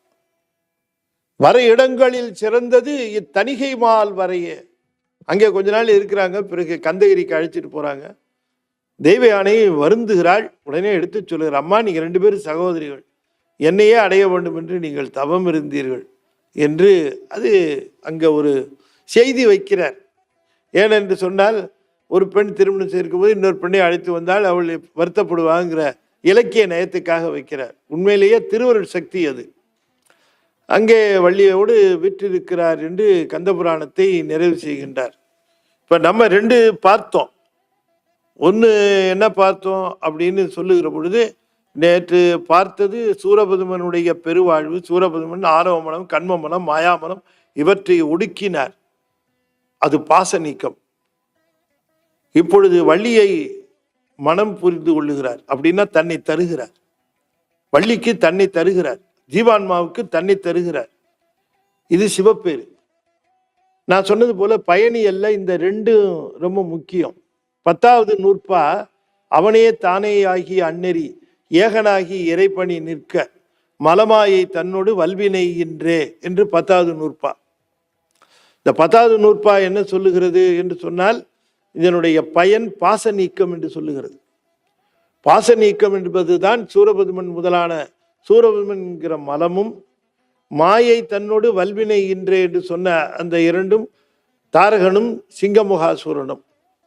அது சொல்லுகிறார், அவனே தானே ஆகிய அந்நெறி ஏகனாகி இறைப்பணி நிற்க. பாச நீக்கம் வருவதற்கு ஏகனாகி நிற்க, இறைப்பணி நிற்க. ரொம்ப அற்புதமான நூற்பா. ஏகனாகி நிற்க, இறைப்பணி நிற்க. உள்ளே ஏகனாகி நிற்க, வெளியே இறைப்பணி நிற்க. உள்ளே ஏகனாகி நிற்க என்று சொல்லுகிற பொழுது ஒற்றுமைப்பட்டு நில்லு. ஒற்றுமைப்பட்டு நில்லு என்று சொல்லுகிற பொழுது அதற்கு உதாரணம் சொல்லுகிறார், அவனே தானே ஆகிய அந்நெறி. அந்நெறினா அது போல அப்படின்னு அர்த்தம். எப்படி சிவத்தோடு ஒற்றுமைப்பட்டு இருக்கிறது, அதுக்கு என்ன உதாரணம் சொல்லலாம் சிவத்தோடு ஒற்றுமைப்பட்டு விளங்குவதற்கு அப்படின்னு கேட்டா, நிறைய உதாரணங்கள் பலரும் சொல்லுகிறார்கள்.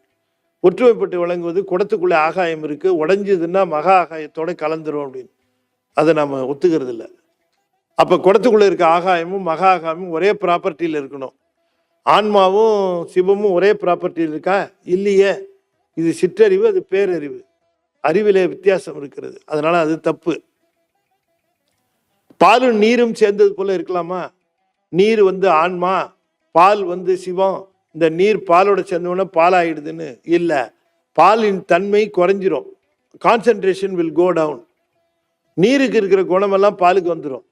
அப்படி ஆன்மா போய் சிவத்தோட சேர்ந்ததுன்னா ஆன்மாவின் குணம் பாலுக்கு வந்துருங்கிற மாதிரி சிவத்துக்கு வந்துடும். அந்த உதாரணமும் தப்பு. அதனால ஒற்றுமைப்பட்டு நிற்கிறதுக்கு அதை சொல்லக்கூடாது. இப்போ எந்த உதாரணம் சொல்லலான்னு நிறைய 18லேருந்து 22 உதாரணங்கள் சொல்லுகிறார்கள். எதையும் சைவம் ஒத்துக்கல, எதையும் சைவம் ஒத்துக்கல. அப்ப என்ன உதாரணம் சொல்லலான்னு கேட்டா, இந்த ஆன்மாவும் இந்த சிவமும் எப்படி ஒற்றுமைப்பட்டு நிற்கும்னா, முத்தியில எப்படி நிற்கும்னா, பெத்தத்துல எப்படி நின்றுச்சோ அப்படிதான் நிற்கும். பெத்தத்துல எப்படி நின்றுச்சு? ஆன்மா தான் முன்னிலை நின்றுச்சு. நான் தான் செய்கிறேன், நான் தான் பார்க்குறேன், நான் தான் போறேன், நான் தான் எல்லான்னு. அப்ப சிவம் இருந்ததா? இருந்தது. ஆனா அது உள்ள அடங்கி போய் ஆன்மாவாவே இருந்தது. ஆன்மா எல்லாம் தானே செய்வது போலவும், தன்னாலேயே எல்லாம் நடப்பது போலவும், தானே எல்லாவற்றையும் இயக்குவது போலவும் அது பேசிக்கொண்டிருந்தது. அப்பொழுது அதற்குள்ளே இருந்த சிவமானது தன்னை காட்டிக்கொள்ளாமல் ஆன்மாவாகவே இருந்தது. அவன் தானே ஆகி நின்றிருந்தான். முத்தி நெறியில என்ன ஆகும்னு கேட்டா, இங்க ஆன்மா உள்ள ஒடுங்கிறோம், சிவன் தான் எல்லாம் செய்யும். இப்ப ஆன்மா இருந்தும் இல்லை, இப்ப நமக்கு சிவம் இருந்தும் இல்லை, அப்ப ஆன்மா இருந்தும் இல்லை, எல்லாம் சிவமே முன்னால நிற்கும். ஆன்மா இருந்து தனக்குன்னு ஒரு செயல் இல்லை. அப்ப அதனுடைய கிரியை எப்படி இருக்கும், அதனுடைய அறிவு எப்படி இருக்கும்னா, சிவமன்றி தனக்கென்று ஒரு செயல் இல்லைன்னு அதனுடைய அறிவு இருக்கும். அதனுடைய செயல் எப்படி இருக்கும், இறைவன் எப்படி ஆட்படுத்துகிறானோ அந்த செயல் தான் நமக்கு என்று இருக்கும். இதுதான் பாச நீக்கத்திற்கான வழி என்று சொல்லுகிறார். ஏகனாகி நின்றால் அகப்பகை போகும், இறைப்பணி நின்றால் புறப்பகை போகும். மல மாயை தன்னோடு வல்வினை இன்றே என்றால் மல மாயை தன்னோடு வல்வினை. அப்ப மலம் என்பது ஆணவ மலம், மாயா மலம், கண்ம மலம். ஏகனாகி நிற்கிற பொழுது ஆணவ மலம் போகும், இறைப்பணி நிற்கிற பொழுது மாயாமலமும் கண்ம மலமும் போகும் என்று குறிப்பிடுகிறார். அதுதான் நடந்தது பாச நீக்கத்தில். தாரகன், அந்த சிங்கமுகாசூரன், சூரபதுமன் இவர்கள் எல்லாத்தையும் வென்றது பாச நீக்கம். அது 10ஆம் சூத்திரம். வள்ளியை திருமணம் பண்ணது 11ஆம் சூத்திரம். காணும் கண்ணுக்கு காட்டும் உளம்போல் காண உள்ளத்தை கண்டு காட்டலின் அயரா அன்பில் அரண்கடல் செல்லுமே என்று ஒரு செய்தி பாருங்க. உங்களுக்கு ஆர்வம் இருக்குமானால், சிவஞான போதத்தை பற்றி தெரிந்து கொள்ள ஒரு ஆர்வம் இருக்குமானால் இந்த ஒரு சின்ன செய்தி சொல்லுகிறேன், அதை நீங்க மனசுல வாங்கி போட்டுங்க. 8வது நூற்பா சொல்லுகிற பொழுது, 8வது நூற்பா ஐம்புல வேடரின் வளர்ந்தனை அயர்ந்தன தம்முதல் குருமாய் உணர்த்த விட்டு அந்நியமின்மையின் அரண்கடல் செல்லுமேன்றுச்சு. திரும்ப 11வது நூற்பாவிலையும் காணும் கண்ணுக்கு காட்டும் உடம்போல் காண உள்ளத்தை கண்டு காட்டலின் அயரா அன்பில் அரண்கடல் செல்லுமே. அங்க ஏற்கனவே அந்நியமின்மையின் அரண்கடல் செல்லுமேன்னு சொன்னதுக்கு அப்புறம் திரும்பவும் இங்க அயரா அன்பில் அரண்கடல் செல்லுமேன்னு வந்திருக்க. என்ன 2 தடவையும் வருகிறது எப்படின்னு அந்த நூற்பா படிக்கிறவர்களுக்கு குழப்பம் வரக்கூடாது. அங்க சொன்னது எதுக்காகன்னு கேட்டா, தீவிரதர நிலையில் இருக்கிற ஆன்மாக்களுக்கு. அதுக்கு அப்பவே கேட்டல், சிந்தித்தல், தெளிதல், நிட்டை கூடல் நிகழ்ந்துரும். கேட்கிற பொழுதே குடுமி தேவர்னு காதை உழுந்த உடனேயே தின்னனாருக்கு எல்லாமே ஆயிப்போச்சு, முடிஞ்சிருச்சு. பட்லத்தாருக்கு ஒரே ஒரு வரி தான் காட்டினார், காதற்ற ஊசியும் பாராதுகான் கடைவழிக்கேன்னு பார்த்தார், முடிஞ்சு போச்சு. எல்லாமே அங்கேயே நடந்துருச்சு. கேட்டாரு, அங்கேயே சிந்திச்சார், அங்கேயே தெளிந்தார், அங்கேயே நிட்டை கூடிட்டார், சிவத்தோடு ஒன்றுபட்டுட்டார். ஆனா எல்லா ஆன்மாக்களுக்கும் அப்படி நடக்காது. 8வது சூத்திரம் கேட்டல், 9வது சூத்திரம் சிந்தித்தல், 10வது சூத்திரம் தெளிதல், 16வது சூத்திரம் நிட்டை கூடல். அது கிராஜுவலா தான் வரும். அன்னைக்குதான் பட்டாபிஷேகம் நடந்திருக்கு. யானை மேல ஊர்வலம் வருகிறார். அன்னைக்குதான் பட்டாபிஷேகம் நடந்திருக்கு, யானை மேல ஊர்வலம் வருகிறார். ஒரே கூட்டம் மக்கள் நின்று சாயந்தர நேரத்துல பாக்குறாங்க. சாயந்தரம் உலா வருகிறார். ஒரு ஏகாலி என்ன பண்ணாரு, போய் துணியெல்லாம் துவைச்சுட்டு மூட்டையை எடுத்துக்கிட்டு வர்றார். மேலையெல்லாம் ஒவ்வொரு மண்ணு. எந்த ராஜான்னு புரியுதா?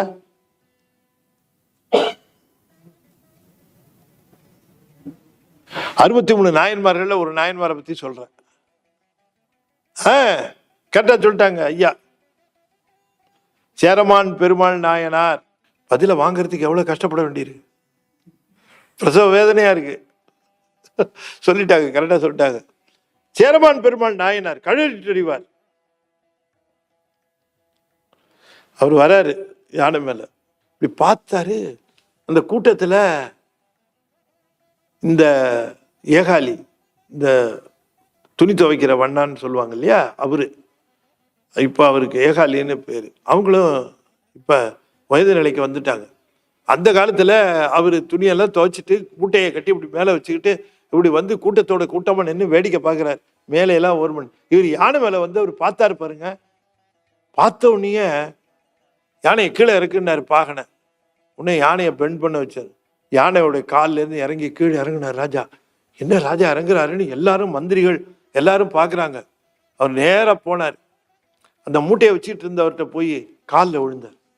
நடுங்கிட்டான் அவன். ஐயோ, என்ன ராஜா இன்னைக்கு பட்டாபிஷேகம் ஆச்சு, இன்னைக்கு தான் ராஜா நம்ம காலில் விடுறாரு. யாரோ நினைச்சிட்டு விடுறாரு போல. யார் என்று வணங்கி நீர் அடியேன் அடிவண்ணான் என்றான். யாருன்னு நினைச்சு என்ன வணங்குறீங்க? அவருக்கு ஒன்றும் புரியல. ஆரென்று என்று அடியனை வணங்கினீர் அடியேன் அடிவண்ணான் என்றான். அதுக்கு உடனே இவர் சொல்றாரு, அடியனேன் அடிச்சேரன் என்றார்.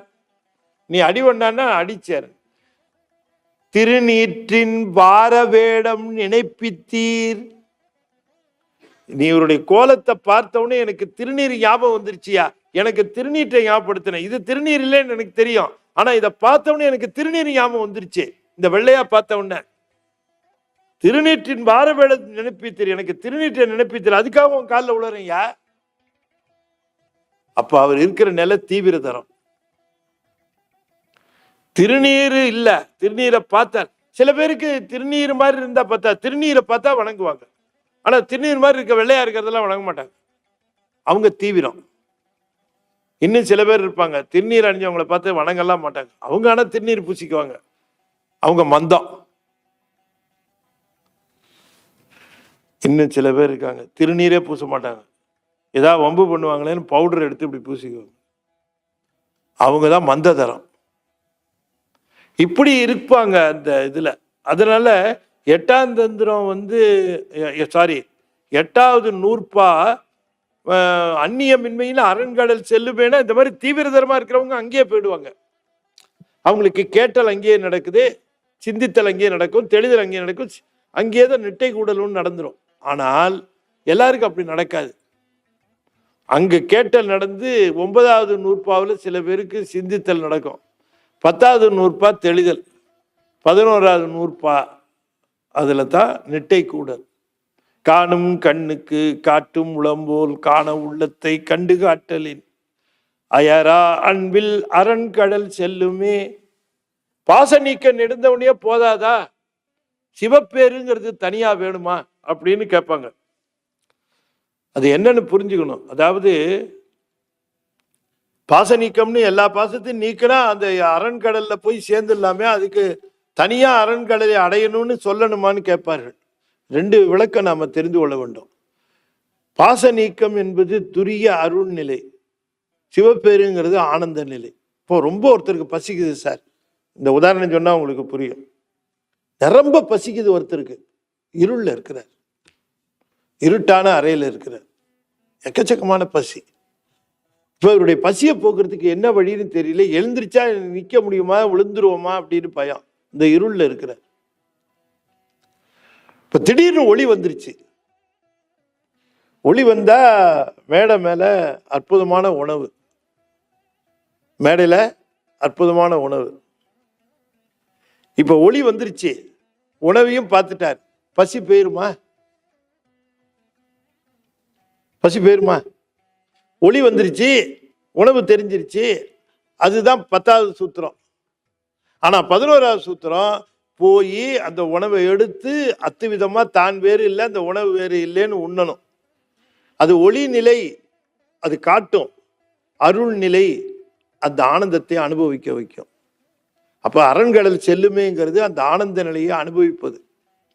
அப்ப அயரா அன்பில் தனக்கு அறிவித்தலோடு உடன் அறிகின்ற அந்த உபகாரத்தையும் செய்கிறார் என்று நினைந்து நினைந்து நினைந்து நினைந்து 10வது சூத்திரத்தில் அருள் நிலையில ஞானமும் கிரியையும் தான் செயல்படும்.